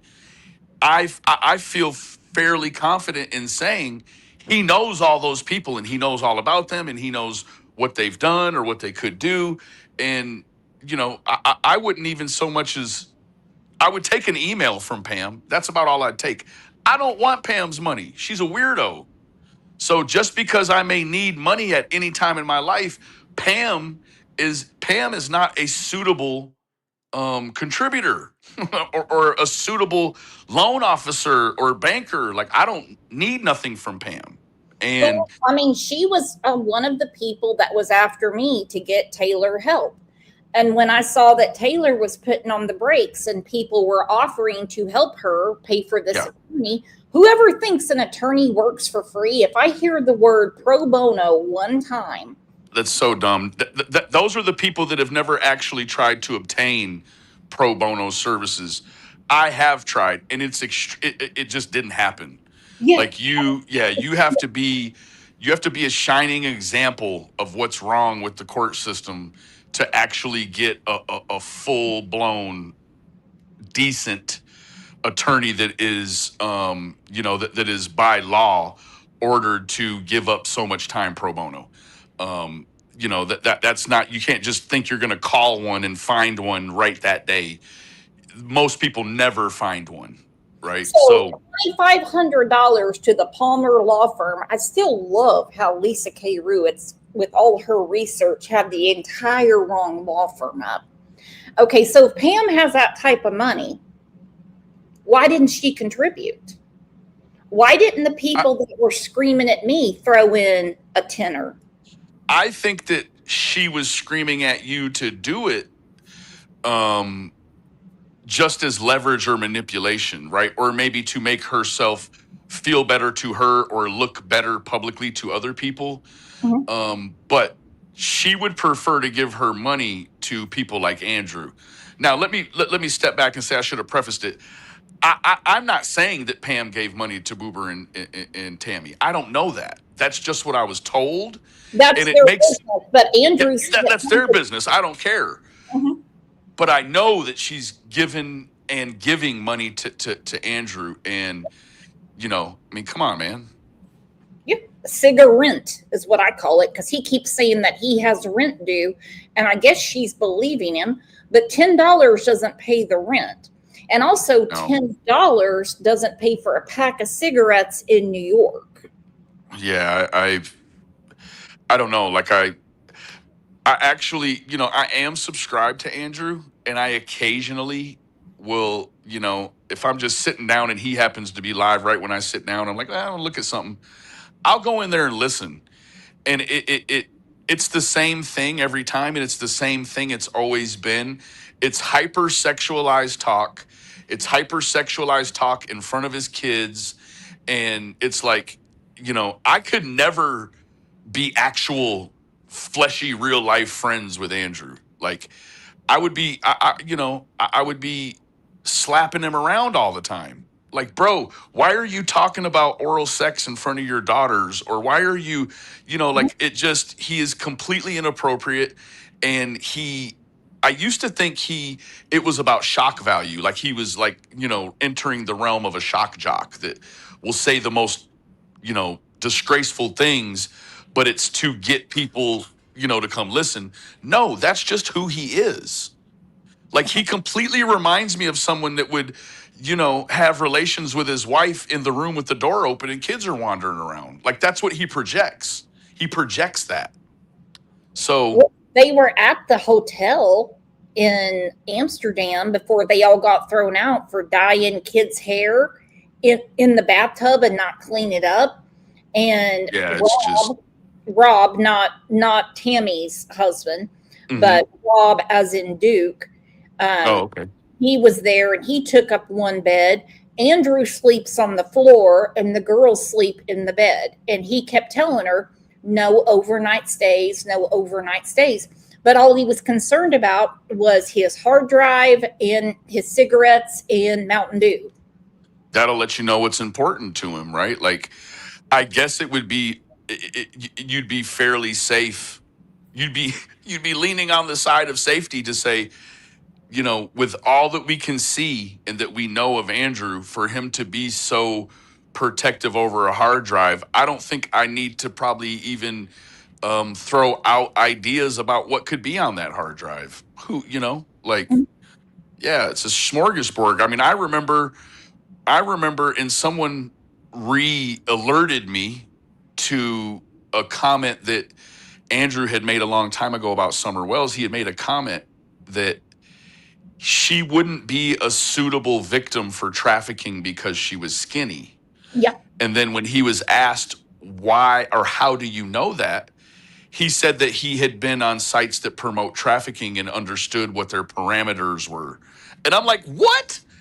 I mean, not that I have never went looking, but I would want to assume that any websites that promote child trafficking for those purposes or any purposes would be a little hard to find, maybe. Maybe not, though. I mean, I couldn't even tell you, but for him to have just that one-off, no-brainer response to why do you say that? Now, I also believe that Andrew Hiltz is a prolific liar. Oh, I think so too. But I want to answer this question real quick from I'm Not Buying It, who, by the way, is a very nice lady. She has a question for you. How come you were great buddies with Don? He's a pedo. I'm going to go ahead and use my story. A lot of people were very upset with me because they said that I was friends with Brandon Shurtleff. They You're said trying I to get was information. with Stacy Wandra, and I had them on my channel. And I would tell them, yeah, you're my buddy. Don't worry about it. Yeah, I'm on your side. And everything was turned into law enforcement. And that's just it, you know, and I understand that some people are looking from the outside in and that what is spoke about privately, it lacks context to them. But you also see, as true crime content creators, ma'am, whoever just I see, or whoever it was that made that comment. I'm not buying it. She's a really nice lady. By the way. Yeah, and I'm not shading her, but there's a lot of context that's missing. There's a lot of things that the average people just looking in don't understand. And then as true crime responsible content creators in the true crime genre, we also have to be very careful because there's such a thing as guilt before innocence, right? So because Don is a crackhead, or because Don frequents prostitutes, or because Don beats on his wife, or they beat on each other, or there's allegations from in the past, I'm not concerned with those things. I'm concerned with where is Summer. All of those other things, I've not been told by a court of law, a DA, a prosecutor, a police officer, a detective, a defense attorney. I've not been told to make him guilty with my verbiage before he's guilty, right? Like even now today, I cannot say that he's guilty of of Summer Gone Missing. As much as it may, make you feel good to say, you know what, Don had something to do with it. Yeah, it may give you an endorphin rush. It may make you feel like you're superior over him. However, you have no reason at this point in time. There's been no official scribing on a tablet or criminal history literature that's going to tell you he did it. So you can't responsibly, as a content creator, you can't responsibly run around saying people are guilty of things they've not been convicted of yet. We say all the time on here, not accusing anybody. Something's fishy. Yeah, you can look at the whole kit and caboodle, and privately in your mind, you can say, yeah, no, I think he did something. Mm-hmm. That's suitable. But to go online, and so there's a whole lot more to it too, because the people that live in these locales, let's just say Hawkins County, for instance, a lot of those people that live there are tuning into the coverage, the quote unquote coverage of this situation on YouTube, because there's only so very little updates from the actual police. So they're tuning into all this. So if we're running around here saying that Don is guilty of something to do with Summer's disappearance, what we're doing on a micro level is we are polluting the jury pool, right? So that if it ever goes to trial and he's found and charged for something, now what you've done is you've polluted the jury pool. So you want for every single, the foundation of criminal justice is that not one innocent person ever be falsely imprisoned or falsely charged. That's part of our Constitution. We are innocent. That's it. proven guilty. And let's face it, if they have a probable cause to lock someone up, and they don't have it for Don, they don't have it for Candace, they don't have it for Jody, Andy, Fred, Chad, any of them. They don't have it for any of them. And also understanding when the cuffs go on, it's very rare the cuffs go off, if you know what I mean. That's it. All you need is the slightest contamination of a potential juror to create a problem. Then you start having all these feelings involved. Well, you know what? I don't like what they did to Don online, so I don't care if he is guilty. If I get on that jury, I'm going to vote not guilty. You have all the weird human dynamics that come into what we as Americans, what is due to us is swift, clean justice. I say swift because there's such a thing called a speedy trial motion, right? Where they have to bring you in speedy time, so that it doesn't take 10 years or 5 years or 3 years. You get it done and over with quick, and then they move forward, right? There's complications with speedy trial, right? If the state prosecutor is got a heavy workflow, they can't spend the time, and then you have situations where charges may be dropped, reduced, or vacated because of the Speedy Trial Act, right? They just didn't have the time to look at everything that was already on the books, and now this heavy lifting, right? So that's something in the Dallas Morning News. Okay, you have a huge trial going on in your area right now about Carmelo Anthony, the state of Texas versing him. And there is a lot of protesting outside. They're calling it. They got Black Lives Matters, and I mean, so be it. That's your right. It's not your right to protest. It's your right to peacefully assemble. And we know it doesn't go that way. That's it. And on a side note, I think about blowing up cars and beating up police. Okay, so that's on the police. And in fact, a lot of times, in order to peacefully assemble, the way that they sort of earmark that is that a lot of times to peacefully assemble, you have to have a permit issued to you by the city that you pay for or apply for or whatever. I think a courthouse is different, but don't hold me to it. I think Thursday and Friday, I'm going to start making the trek up there and just kind of see what's going on, maybe do a little streaming. That's not my main aim, is to go there to stream, but I probably will. I'm just giving you a heads up. JL is there. Well, I can tell you this, that he streamed all morning, and police got after him and told him to get out of the street, not to walk up on. I mean, Texas is totally different than some of these other places. They're like, do not. Yeah, no, they don't. They don't have toy cops like what you see in Tucson, right? Like, there's a lot shaken here with all of that, and actually here in Texas, it's creating somewhat of a pressure cooker, right? It with the whole race issue. No one needs that. But what I found very interesting in the Dallas Morning News, if I had the article right here, I'm totally switching gears, and I shouldn't do that. It's a conversation, so everyone just try to follow.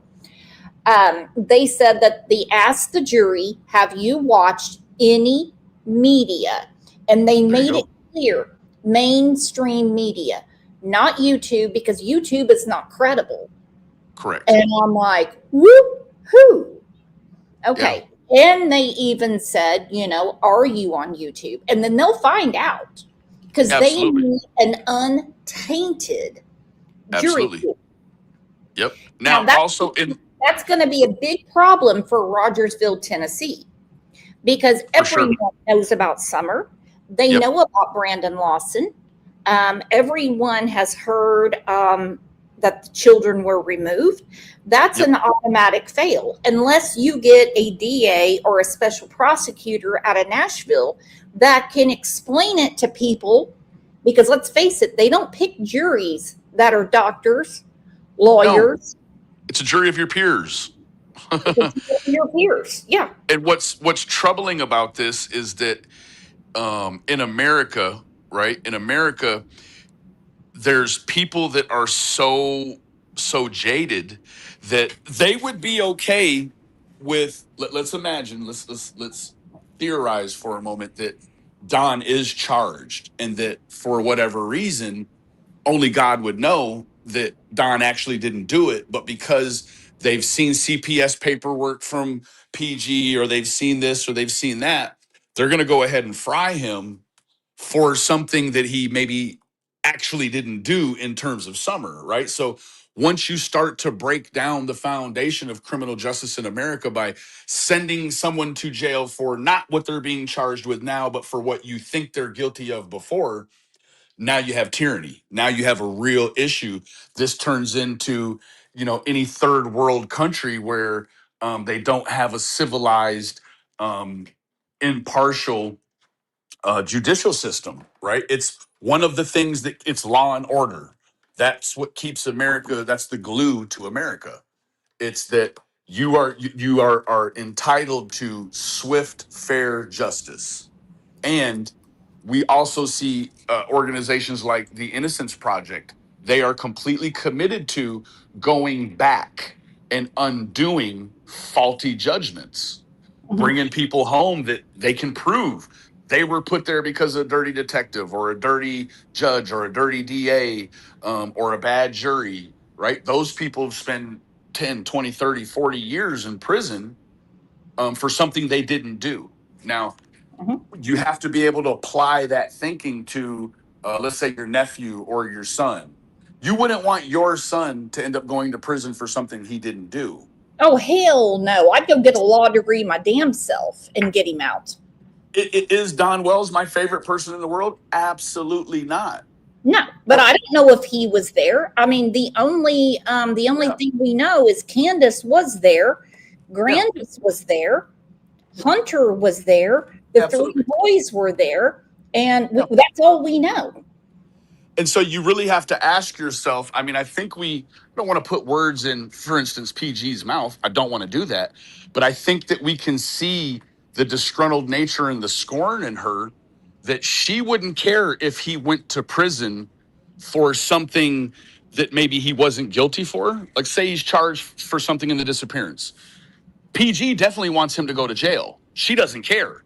Even if a different jury would have found him innocent and he actually wasn't innocent, she's okay with it. And I tell you that the shallow thinking in that is that if you put Don Wells in jail for something he didn't do, or anyone for that matter, what that actually means is the real offender is running free. You want the real offender off the streets. You don't want to put someone in prison because you don't like him, or That's it. that's it, right? That's it. If someone is caught drinking and driving, they're not going to pick someone else up. They're going to get the fool from behind the wheel and put them behind Absolutely. the wheels. Absolutely. It doesn't work that way. But with the missing child, these cases are really hard to solve. And the usual suspects in Summer's case, Pam Tate, this boy is not for sale. Yeah. Not going to pick on Remain Calm today because I think she was very forthright. I know she too. had some things about me. I can't take it personal because I don't know her personally. Right. Prayer Garden. Her name is not Sissy Bible. Okay. No. It's, Lisa Jetton. She's obsessed with the case and she has lost 6 kids. She had a newborn.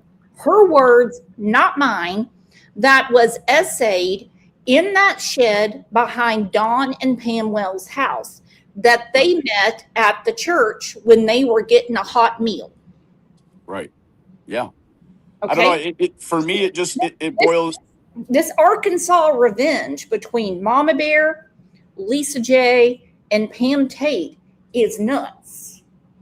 Yeah, it is. It's a very strange triangle of people. And again, I have an opinion on the actions that either they spoke of themselves or actions that a court tells us, hey, you can have opinion on this because there's a verdict. You, as an American, you can have opinion before a verdict, but understanding that this is what's dangerous about YouTube and other places, because a widespread a widespread incorrect opinion can certainly damage real swift justice. We want a justice where there's no appeal process. We want a justice where we're fairly sure or certain that the person they have in prison is the one that did it. We don't want to put someone in their place and let the real offender run free. And Good that's God, no. God, no. that's Could not you subjective journalism, right? Yeah.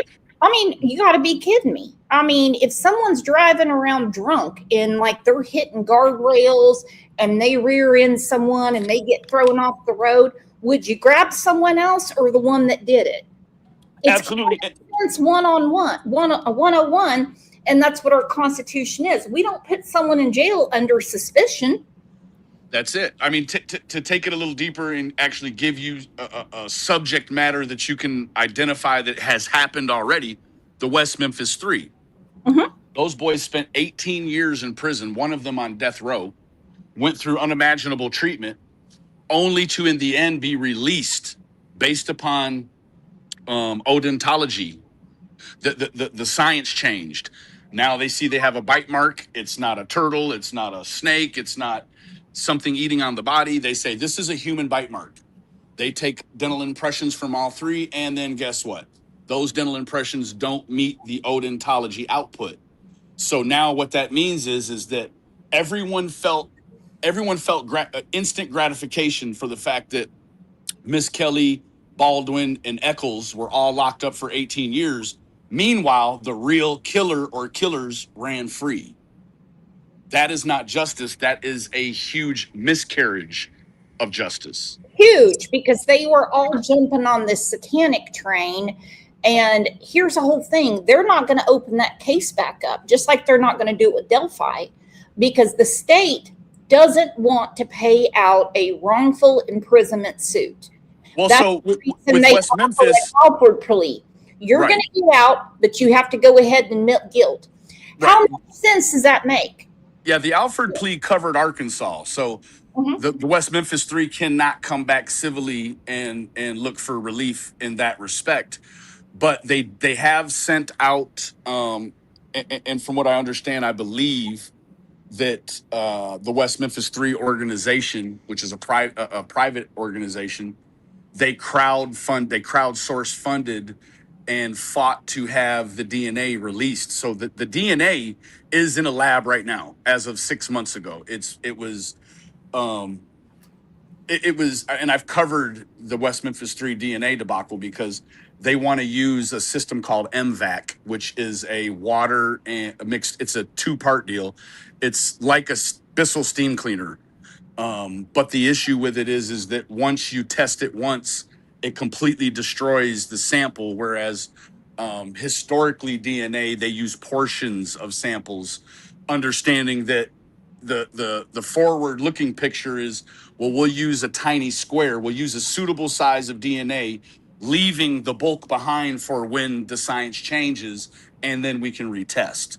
So this is a one-shot deal, right? I think what they're using is the shoelaces that were the ligatures on the boys. They're going to test the ligature, and then that sample is not viable it's completely destroyed.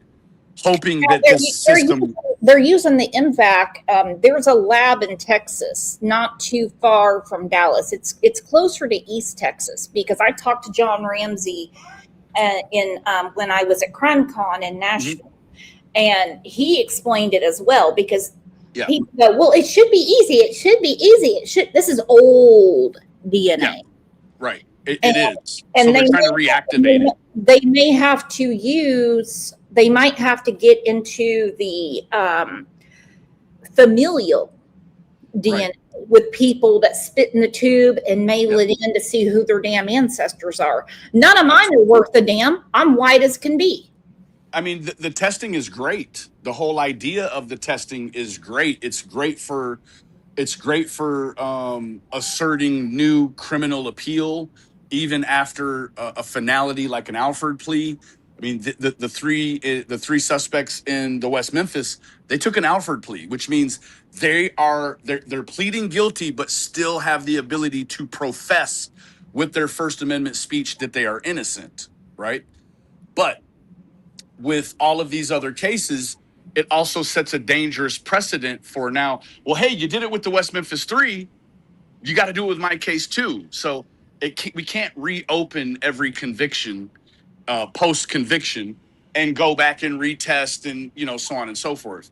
There are going to always be the outstanding cases that we have to get the answer for this. But going back to my original point, we don't want to put Don Wells in prison for something maybe he actually didn't do because we think he's a shitty guy.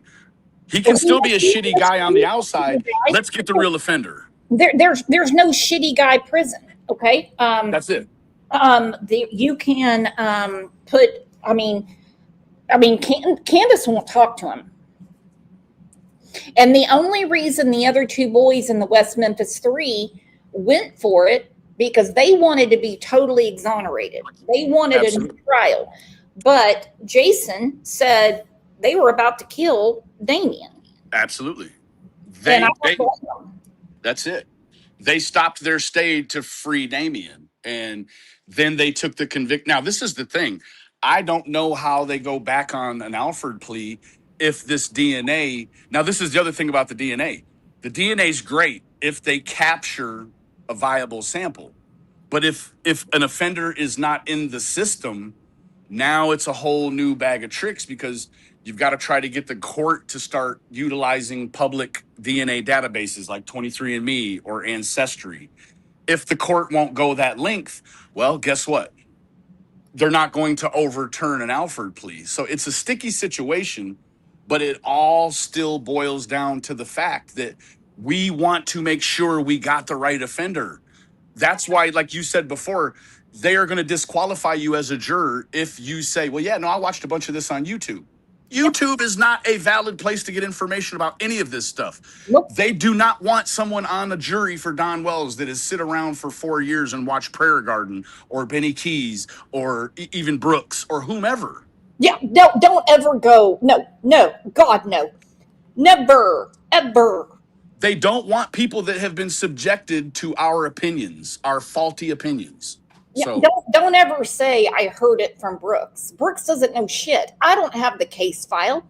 Has anyone ever see me with an entire case file? Every now and then I'll throw up some documents. Oh, hell no. Never run with that. But even then, when we show documents, I'm not a lawyer. I'm not a judge. So it's to the best of my ability to interpret something that I actually probably shouldn't be interpreting because that could, in fact, and it's also everyone's right to a civic duty. It's a right. It's a privilege to sit on a jury. A lot of people look at it like, oh God, I got a jury summons. I got to find a way to get out of this. That's a privilege. That means you're actually an American that's my privilege was taken away, not to cut you off. And if you're ever called to a jury, I'll tell you right now, when you fill out your juror questionnaire, when you put down your profession, I mean, anything like that, I mean, you'll put down, I work at such and such. And it will ask, are you on social media? Of course, you're going to check yes, yes, yes.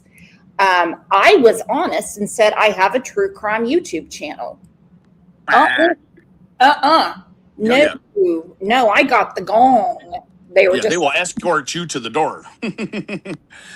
Right. And, So I mean, I know some people were like, well, you shouldn't have told him that. Why? To have the conviction overturned because I wasn't truthful? That's what's going on with Letitia Stout right now. That's what's going on with Alec Murdaugh. Sure. And everyone on YouTube, creators, subscribers, commenters alike, that's where we actually need to remove the veil of, we need to remove the deceitful veil and really see the bigger picture. Like, hey, I'm actually, as a creator, not being helpful at all by what I'm doing on YouTube. And that the people that are around me, it's scary to think that people that are listening to this that maybe won't be honest during a jury interview, they'll say, yeah, no, I don't watch anything on YouTube. But they actually do watch it. Man, to be immersed in this community for as long as a lot of us have, we are jaded in the way we look at these things, right? Like my mom, doesn't watch any of this stuff. She was just on a big jury, a federal jury a couple of years ago, and guess what? When she came home, she felt good about having had carried out that civic duty. That's the way juror summons are, or jurors And I are bet she supposed to did feel. nothing about it because for whatever reason, like my neighbor Linda, she was on a jury and I was asking her all about it. They take the word of the law. They take their promise to God. They take that That's scripture it. from the Bible to the next level. Now, sometimes you'll see a few of them high profile trials and they'll go and they'll talk about it, but they won't say too much. They basically just recap the trial and how they felt. But Right. they don't give anything, especially about the summation. Thank you, No said, how has PG remained unknown for so long? Well, her friend Wisconsin Mama says she lives in Galloway, Ohio. So I don't know. All right, let's get back to Remain Calm and what she said about Pam. The qualifier for me is when she said that her sister got her arm hung up in a ring washer and then had a surgery and had some hardware put in her elbow, and that if she takes her sister across state lines, that the cremains, the ashes, they beep. And when I heard, kind of like it would at an airport, right? Like a metal, like there's a state line metal detector, and if she drives through some kind of way, the car doesn't beep, but her sister. I have my mother-in-law's ashes that were flown Federal Express, and no state beeped. No. Oh boy. Hopefully Pam only ever has to take her sister across one state line and not like a coast to coast trip, because that would be an audible nightmare.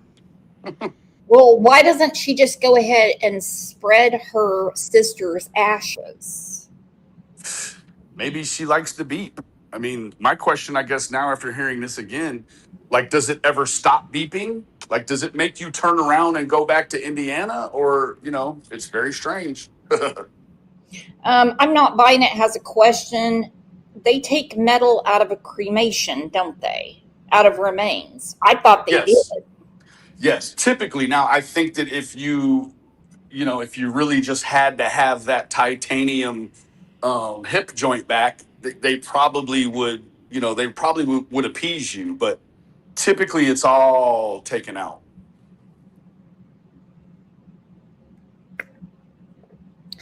I thought they sifted through those things, which is a horrible thing to say. But they don't do surgery on someone. They normally sift it out, and sometimes people want it. Anyway, Pam just won't get off her ass. She won't, and she's not going to go spread her sister anywhere. She's just not going to. No, absolutely not. And I mean, she's saying it's a federal charge to take cremated remains across state lines. She said there's something going on with it. When you hit the garage door, it starts beeping. And I'm like, Pam, this shit didn't happen. Maybe she doesn't have a box with a cremain. She has like a purse bomb, or she got a bomb. I don't know what it is, but I don't. That there again, when I heard this comment, it jaded me about the situation, and I'll tell you why. It can only be one of two things. Either she actually wants the public at large that hears this to believe her sister's cremains beep, or she's mentally ill. And if she's mentally ill and got something underlying going on, then it changes the whole dynamic of what you're talking about. It's like, does she have the capacity to be truthful, or is all of this a lie, right? And that's kind of where I was on the fence, and still am on the fence about it, right? And I hate to even give her any ideas, but I'll go ahead and say maybe a part of her underlying issue theoretically is an inability to be truthful, spurred on by some sort of mental health issue, and that maybe she never touched a kid and there was no allegations of her touching a kid. It's just her mental illness saying these things. Or maybe she's able to kind of move freely in between both fields of being deceitful and having an underlying mental issue. and that the truth is somewhere in the middle. Like I can't know that, but I just identify all of the different dynamics it could be, right? Well, she's a real freaking nut. And Yeah. she's one of the airport departures that say, I'm going to take a break. I'm tired. And it's manipulation 101 until you do what I want. Yes, she wants somebody to say, "Oh no, Pam, don't go anywhere. Please stay here." And I fall for it every time. And what I need to say is like, don't let the door hit you or the good Lord split you. Are you out of your mind? Yeah, anybody Yeah, I mean, that personal relationships are different. People you've known absolutely. for a long time. Yeah, you're like, no, hold on, let's talk about this. That's it. But Prayer Garden, who blew up for a good 2 weeks, because I would not give her paperwork. You did a live and you're like, I could get that paperwork in a heartbeat. Yeah. I don't want it. I don't want it. I do not want it. I don't want to see it. You have I don't. Her life that confronted Ronnie Lawson, and he said, well, I'm not going to do anything with it to protect the kids. Yeah. Then when I saw the paperwork, I understood why. Right. Absolutely. Because, I mean, well, we'll talk about that later. And as a side note, I think that what could be, and I had seen this, and I'll try to make this synopsis short. I think it was on Vice News. I had saw there's an organization, private organization, and their aim is to prevent school shooters or public shooters. And so what they do is they crowdsource fund for SEO for a website they've created. Now, SEO is search engine optimization. What that means is if you put in orange hammer on Google, the very first thing that pops up is not always the best thing. They've paid a search engine optimizer to put them on the top, where the best one could be at the bottom, right? So what this organization does is they have a website that is what you might call a honeypot. So people that are these weirdos that want to shoot stuff up, they're going to go on the internet and they're just going to start keystroking and prompting Google with just words, and that they will be on the top of the list. And so people will click on it. Once they click and go in, that's going to ask you little permissions, and people that want to just see the info, they're going to hurry up and click the boxes and they want to see the content of the website. What this website does is it once you click the permissions, it's now tracking you and it's shooting your information to someone that is interpreting what you're doing with keystrokes, where you may be visiting, so on and so forth. And this organization had actually at that time thwarted maybe 10 or 12 shooters, like could see what was going to happen, sent the police over there, and they stopped it. Now, I think with cold cases like Summer Wells, you could even probably announce to the world, hey, this is what we're doing now. And the people that are sick enough to take a kid but scared about being apprehended will still go to that website and take a look, right? Gotcha. You even in a case that's unsolved and there is a reward, the police or a private organization, and I spoke with the undersheriff, Tony whatever, and then I spoke to Ronnie Lawson about it, and he's like, I think it's a great idea. Unfortunately, it's not anything that they personally could implement, but he said, if you start it and you get outputted data, yeah, send it to us and we'll sift through the data. If you had a reward situation and you say you had the local news local to a cold case, you had them start making a few public comments about, well, we need help solving this case, and then you post the reward site on the news, you're certainly going to have people that are going to rush in there to get information just because they're nosy, or maybe the perpetrator thinks that they can try to fool the system and get the reward. Meanwhile, this site is soaking up your IP. It's soaking up keystrokes. You've given it access to information potentially you didn't know you were giving it access to. So it could be a way to keep a case moving forward for a detective that doesn't have to go out in the field and knock on doors. He could just sit there and look at data that it shoots out. Hence why your attorney general, who's now running for Senate, they tried to impeach him twice because he sued Google. He didn't want that stuff out there. There you go. He said it leads to child pedophilia. There is certain encryption in there where they can go to the Tor system, the Lexus system, things like that. And that is nothing for perverts.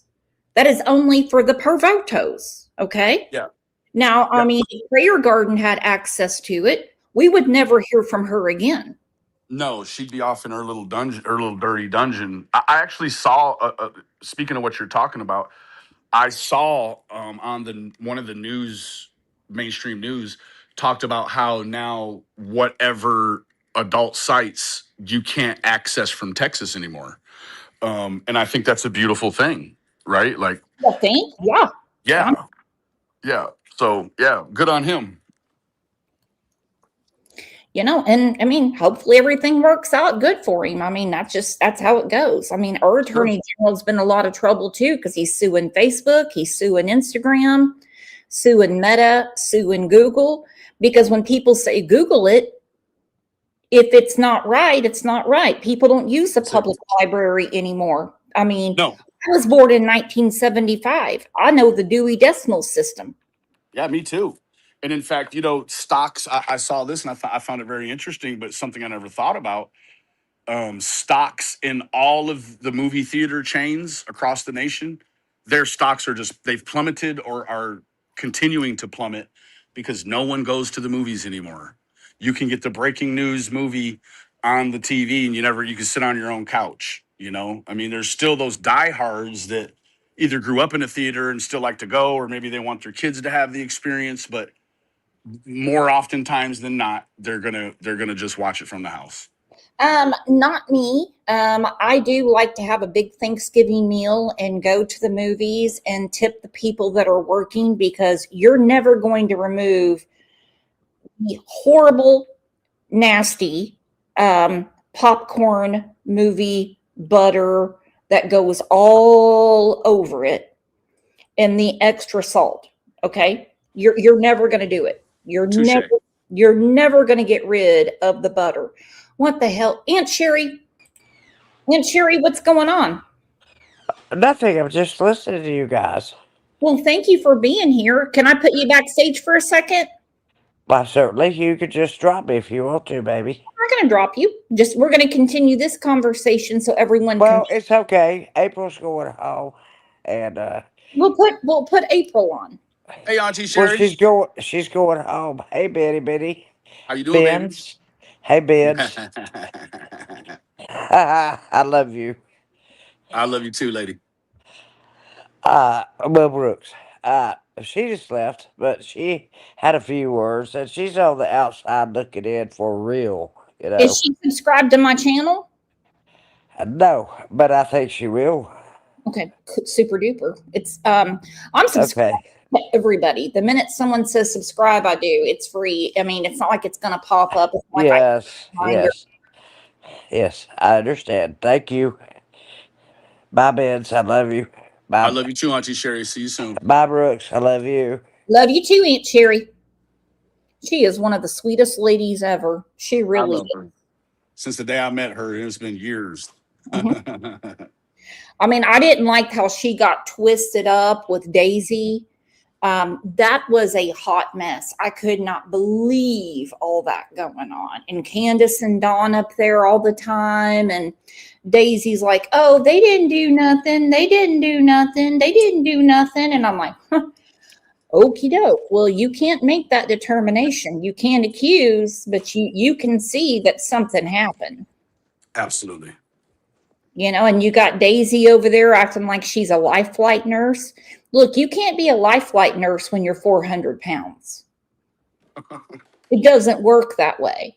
Okay. You have enough for a helicopter pilot, a co-pilot, 2 nurses, and a patient. Yeah, there's definitely a weight restriction when it comes, and I'm not saying anything about her, but yeah, there's definitely a weight restriction when anything aerial is involved. Mm-hmm. Oh God. Mm-hmm. Mm-hmm. Mm-hmm. Mm-hmm. And Sherry was telling us about that. And then flight nurse came in saying, No. There is no way because we have a weight restriction. Yeah.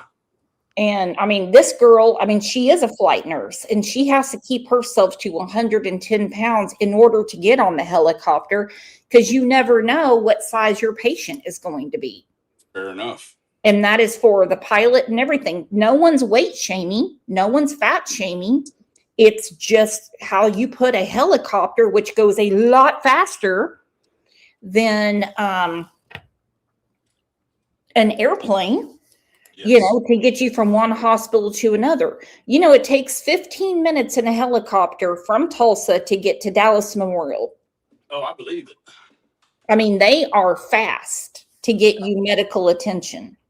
Yes, ma'am. We've been talking about the Mackenzie Shrilla case, and when they life flighted her, she was there in 5 minutes. We've talked about Alexi Treviso. She was at the hospital after she put her baby in the trash can. She was at the hospital in 12 minutes, the other hospital. Oh, wow. You think Daisy was on there weighing down the plane? No. Sister's ashes do. And I use that as a qualifier, but I also, when I found that qualifier for myself, my personal qualifier, I also, with the crazy exaggeration of this claim, I had to back myself up, Miss Mary, and say, whoa. There very well could be some mental illness here. Now, do you agree that there could very well be some mental illness here? Well, I would think that there absolutely would be some, especially having seizures. Right. You know, when you have seizures for a number of years, it does affect you mentally, I would think. I mean, that's just me, though. I think it would have to. Now, that is one thing Pam has talked to me about for a long time is mental illness. Mental illness. Not hers, because she's already talked about to me. She could be telling the truth. She could be lying. That her biggest health concern is her seizures. Okay? It is really hard to get an insanity defense. Well, you can defend all day, but to get, I'm gonna use DB in Dallas. You know, the man that killed Cash Gurnan. Okay, they got him all medicated up, and they got him to understand what he did, and he pled guilty. Yeah, they restored his competency. That's exactly right. Yeah. And so I have a friend, a very good friend. I'm not going to say her name because she's a moderator here, that has epilepsy. She doesn't forget shit. Yeah. I mean, nothing. That electricity in her brain, it's like a time capsule. Amen.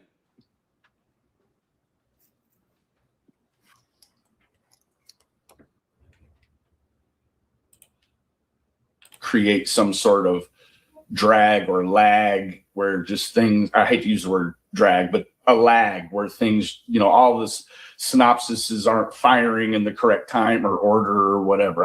I get it. Right. Okay, so moving forward. At what time, and I'm gonna use this name in the context of seeing if you know who I'm talking about when I say this name. Okay. At what time did you become aware of Margaret? Okay. This is the truth. People don't have to believe what I'm saying. I'm going to say this. I never called freaking, animal control on her. I had no desire to deal with this lady. Let's get it straight. This lady being Pam. Right. Okay. So anyhow, Okay, I believe her. You know why? Because there's 3 protective orders that have been filed. She doesn't want to deal with the nonsense across the street. She doesn't care about the skulls that have little penises coming out of them. She wants to be left alone. She doesn't care about it. She doesn't want to go to the barbecues. She doesn't care about the Facebook marketplace. She didn't care about any of that. Okay. And so I'm going to give her that one. If she did call the SPCA, I'm going to say that is because she might be protecting herself because there is a restraining order. Correct. She said, first off to you, Benny, I've got to be careful what I say because she doesn't want these restraining orders to go away. Now, what she could have done, and she probably doesn't know this, and that is absolutely okay because not everybody paid attention in 8th grade civics. That the fact that Pam has talked so much shit about her on Prayer Garden, she probably could have done something more with Pam. Because I mean, it could have even been a violation potentially. Potentially. Yeah. Potentially. If she did, she did. If she did, I congratulate her. Okay? Because you can't have all those damn feral cats and kids sitting in taking baths at Pam's house and a child sitting in the yard, and on Facebook Marketplace it says this boy is not for sale. Yeah, that's just wild work. You got to be kidding me. Well, I mean, she didn't even say that the pool was for sale. I guess if the boy's not for sale, that automatically means that the pool's for sale, I guess. Well, just say that goes without saying. Just say what's for sale. Pool for sale. Yeah. I mean, that's it. Now, I mean, one time, this is back in like 1998, we were having a garage sale, my mother and I, may she rest in peace. My mom was taking stickers off of things that people were buying. And there was a sticker on my son that said 5 cents. And she would tell people, oh, no, he's not for sale. That's mine. That's mine. That's mine. Yeah. Okay. Completely different, though. But Pam put this online, boy not for sale. Yeah. And if I hear one more time about what happened in Springdale, Arkansas between Lisa Jetton and the Wells, I'm going to barf. Because Beth Ann, Pam, Lisa, we know Dawn and Candace aren't going to do the right thing. Didn't do one thing with that homeless lady and her child. It's a fact. They did nothing. And they are the biggest ones that say they're going to die on that hill and make sure kids are taken care of. Charity starts at home, and you didn't take care of your own kids. Yeah, that's it. Only thing I knew about the Margaret stuff was I was sitting here one day and I heard someone mowing my grass. This is a true story. Someone was mowing my grass. I had not had conversations with Pam Tate for a long, long time. I go outside and she's mowing my yard. Okay. And I know it sounds fucking weird. I know it. And she's like, I go out and I was like, what are you doing? And she said, well, Todd won't get upset. I'm not cutting it too short, right? And I was like, what are you doing? Well, it was, and, she told me about Margaret and what happened with the little girl. Good. I know the story that she told me.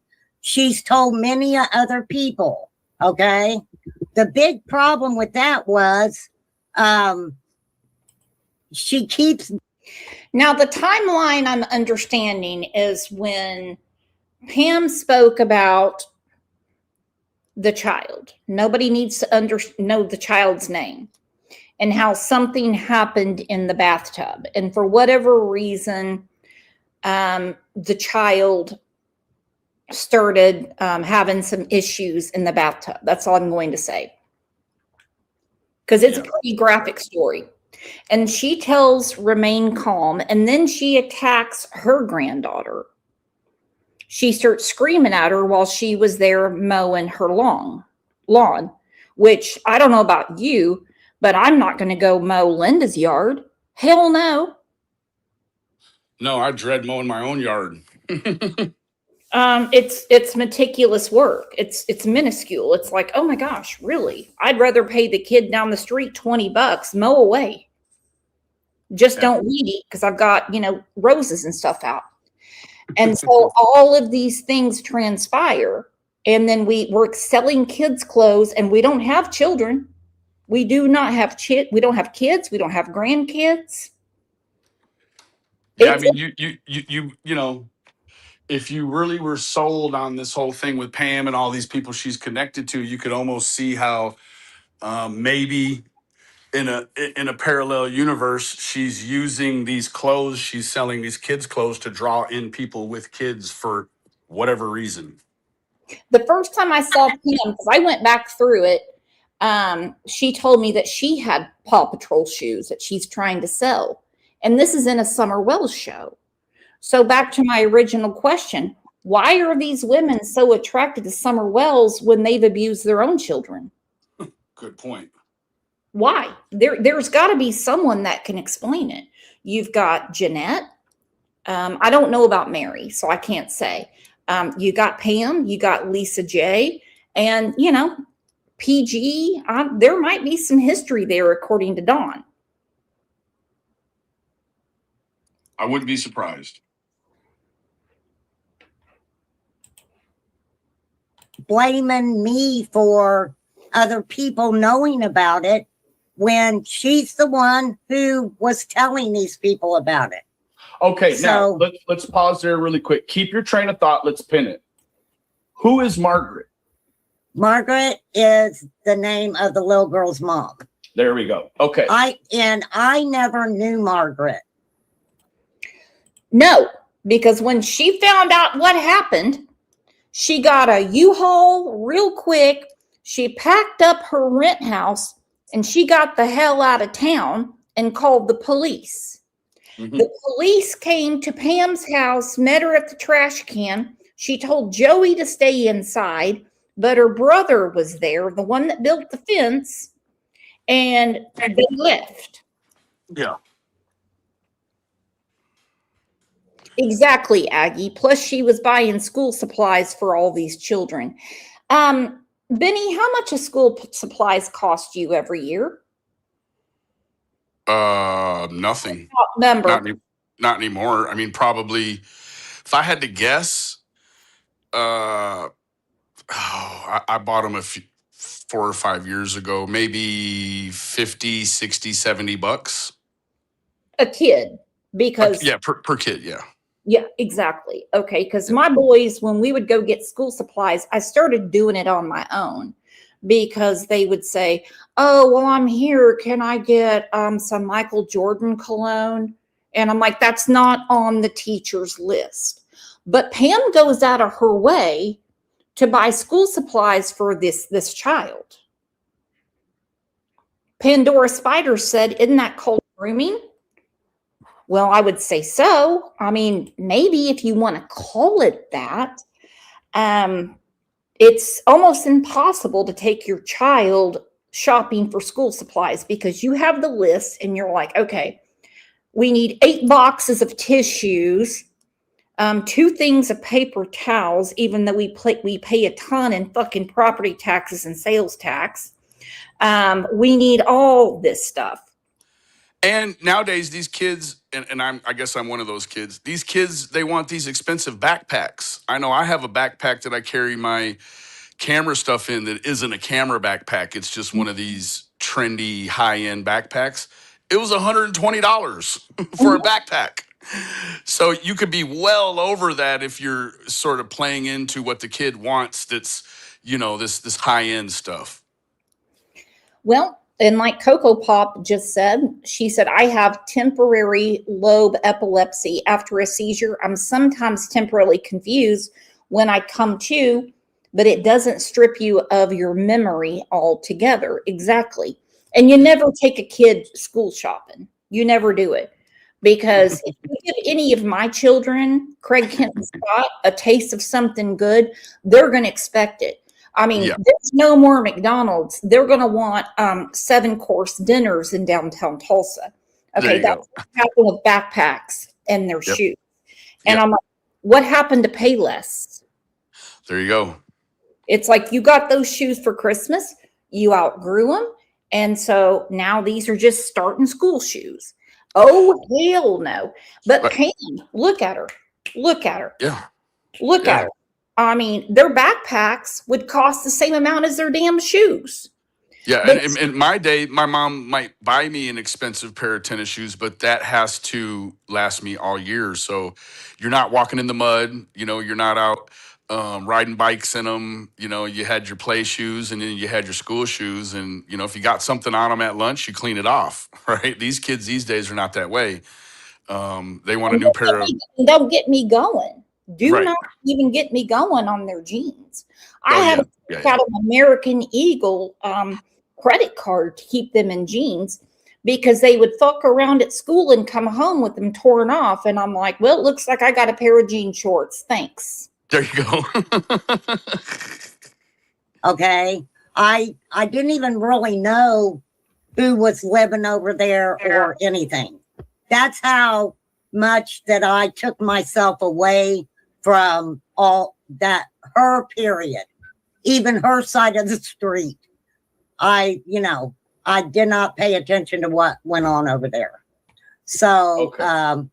One thing I can say is that, and I am not going to sit here and say she was guilty of doing it. I don't freaking know.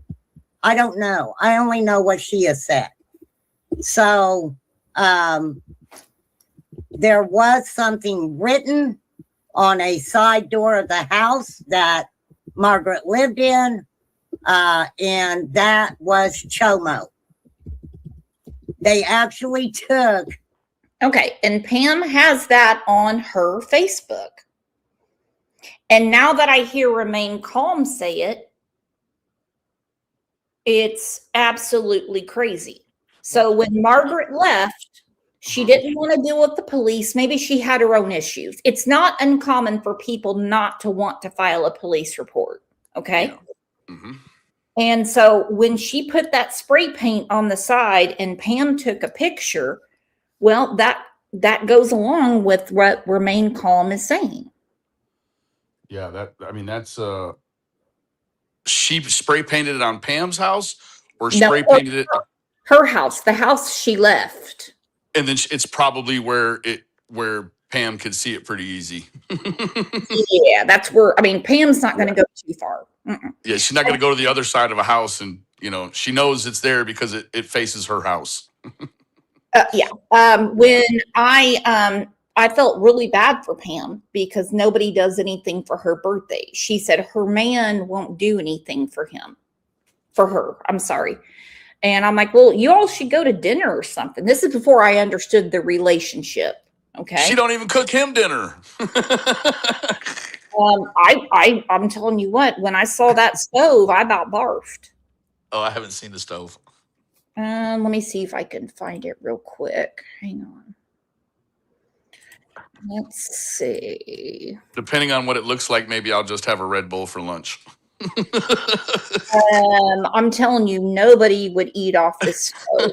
I mean, not one person. Okay. I'm a big kitchen cleaner, and Me I'm too. a big one. Okay, here we go. Let's move that. Let's put this up. God.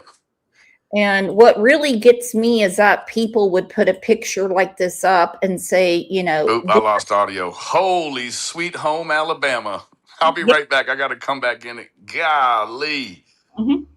Wow. And I think she just lives on Hamburger Helper. I'll be right back. No, it's always noodles and sausage or noodles and hamburger. My house is not always spotless because I have a cat with cat hair. And there's a lot of stuff.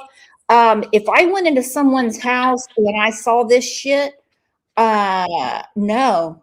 I can tell you this, Don and Candace's stove look better than that. Like that is, oh my, wow. Yeah. And I'm like, you put that up. Wow, you need a paint scraper on that. Karma said, "Is that a rat trap sitting in the back?" Yeah, it is. Where? Hold on. Let's see. If you look over here in the left-hand corner, Oh God. so it's pork and beans and instant mashed potatoes. And then she made, I guess, a cake. I would hope that's a cake. I don't know what the hell it is.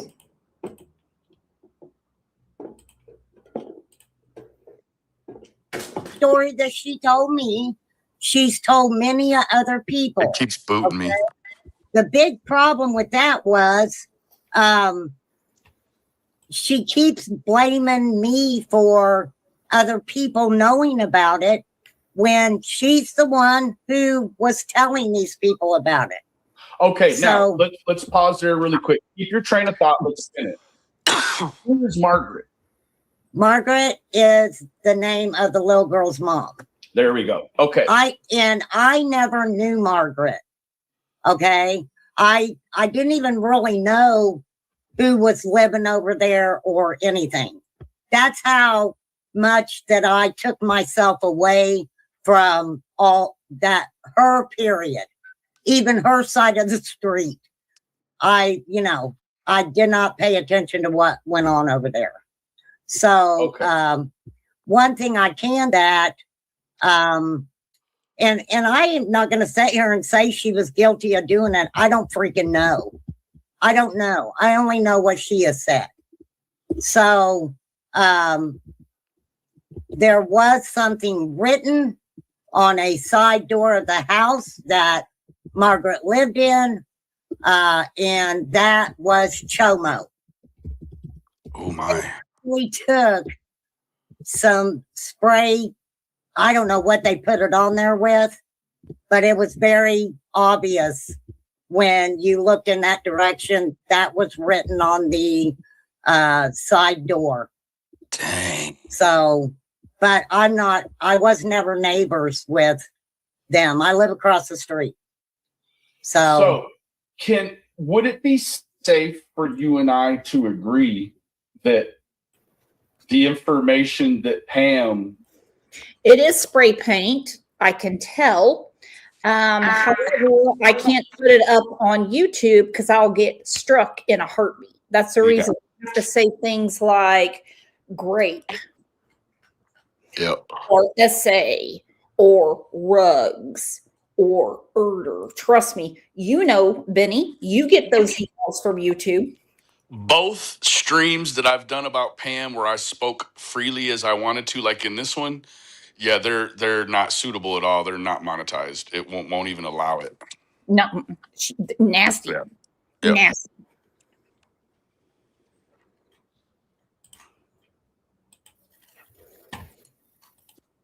spits out about this alleged accusation, that there's a few to various different ways she's told the story. yes, Okay. yes. What do you think the reasoning for there being different variations? Is that the mental illness, or is that, because don't get me wrong, she seems very lucid and poignant when she wants to be, but then there's other times where, in my opinion, I feel like she intertwines crazy comments potentially to look mentally ill, right? Yeah, Now that's what I've noticed. She kind of goes into these, she goes on a roll, and within 3 or 4 minutes, she'll go from one thing to 3 or 4 other things, 3 or 4 other names, bringing out other people's names. It's really odd. It's like a manic type of state. Does that make sense? Absolutely. Absolutely. So at any time after having had first made contact with Pam to, let's set a marker at RO time when you're going to court to get an RO. If Right. any time within that span, do you remember seeing Margaret's daughter on the wander or in the neighborhood? Never seen. I never laid eyes on Margaret's daughter at all. I did not. Margaret, this is the thing. Margaret moved in and very quickly moved. Very quickly moved out. Now let me show you why. Yeah. Very quickly moved out. Seems like when you take the video screen away, I lose sound. Oh, I'm I'll sorry. be right back one more time. Okay. I'll be right back. This is the reason Remain Calm can't really see anything from her house, because now this is from years ago before her. This is from years ago before Pam's brother put up the fence. Okay. So across the way, okay, across the street, that's Remain Calm's house. And no, I'm not giving out addresses. This is public information. Who is the guy, creepy looking guy with the kid in between the two on the sidewalk? That is Scott with Margaret's daughter. Okay. Gotcha. Who is Scott? According to Pam, it's her brother. So that's her brother with the neighbor kid? Yeah. With a suitcase right there? Wow, it's kind of strange. It's something else. Two Boston moms rakes her carpet, and she was mowing today. Now we go to this, okay. She said Scott running away from home, okay. And they have a ton of kids' toys out there, and there's no kids living at that house. None. Absolutely none. There's no grandkids. There's nothing. Well, Mr. Rogers had a lot of toys, but no kids of his own. Well, thank you for bringing that up. That's the monkey she bought for herself after Leo died for respiratory failure. No one's going to eat out of that damn garden. Okay. Bub and Shara in the pool. Okay. So this is not her grandson. Put All right. Out for dogs. Mm-hmm. And she bought the neighbors a pool. Remember? Okay. So this is obviously from the other side of the fence, more of her garden. R.I.P. Leo, respiratory. God, I hate when people can't spell. Respiratory. That's what that is. Respiratory problems. June 20th, rest in peace, little buddy. We loved you. And they bury all these animals in this garden, and then her and her son, Joey, they plant vegetables there. I wouldn't be surprised if that dog laying there is dead. Can you go back really quick? I want to make a point. Okay, sure. To the respiratory. Okay. She claims that she wrote the word pool and it auto-corrected it to boy. This is the same series of pictures, but it did not correct the word respiratory. So it's just a very selective autocorrect. That's all I have to say. Very selective, because pool doesn't change to boy. And respiratory would definitely change to respiratory. I can't tell you how many times I have mistyped. Yeah. I have to go back and highlight it, and it corrects it for me. There you go. The only time it won't do it for me is when I say the F word and it changes it to duck. There you go. Yep. You have to actually manually type that in if you mean it. Absolutely. So, Leo, he's laying out there with respiratory problems. Then she takes a picture of another dog. Then she says the boy is not for sale. All right, now let's go back to look, there's comments on most all these pictures except for the one with the boy for sale. Nope, because I asked her about that. I saw it a long time ago, and she said, no, people were just DMing me over that. And she never went back to change it. No, it's still up. Okay, it's been a typo 11 years in the making. All right, so now we have supposedly her brother, allegedly her brother. You know how we have to talk on YouTube. Scott running away from home for what? And he has a child. And he's on a 3-year-old's bicycle. Bubby teaching daddy to ride. So maybe that's a little boy? Could be, but you never know with these people if they're putting up true things or not. I don't know. No, you don't. I lost sound again. Thank you for having me, Brooks. I've got an appointment at 4:00. I got to start getting running. I can't hear you, but thank you for having me. And All I'll right, see you no soon. problem. Everyone say goodbye to Benny. And I'm going to continue this conversation tomorrow at noon because we're going to get to the Lisa J conversation. These people need to stay away from the internet with the nasty things that they do. I mean, we just really have to stop this. And the best way to stop it is just don't pay attention to them.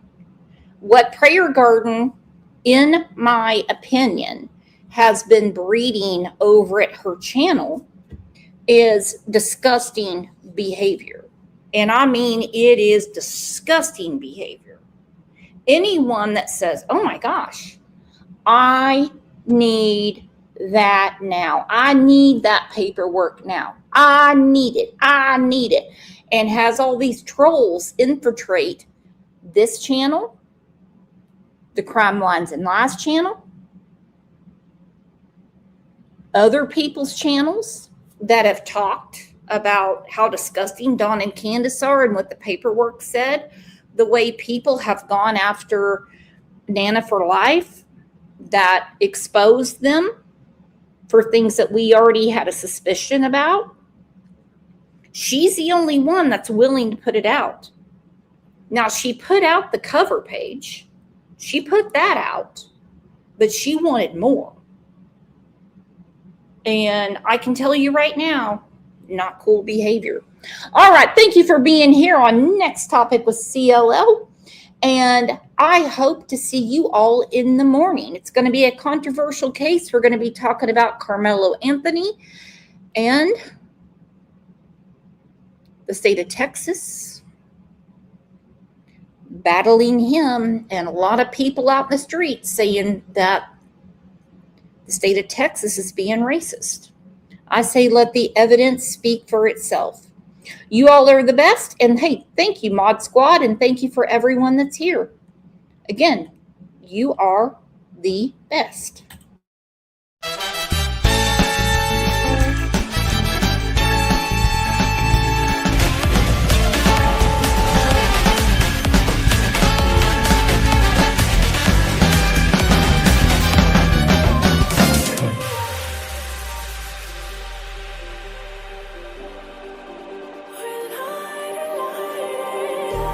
Just like a spark that's breaking out, can't make a stop.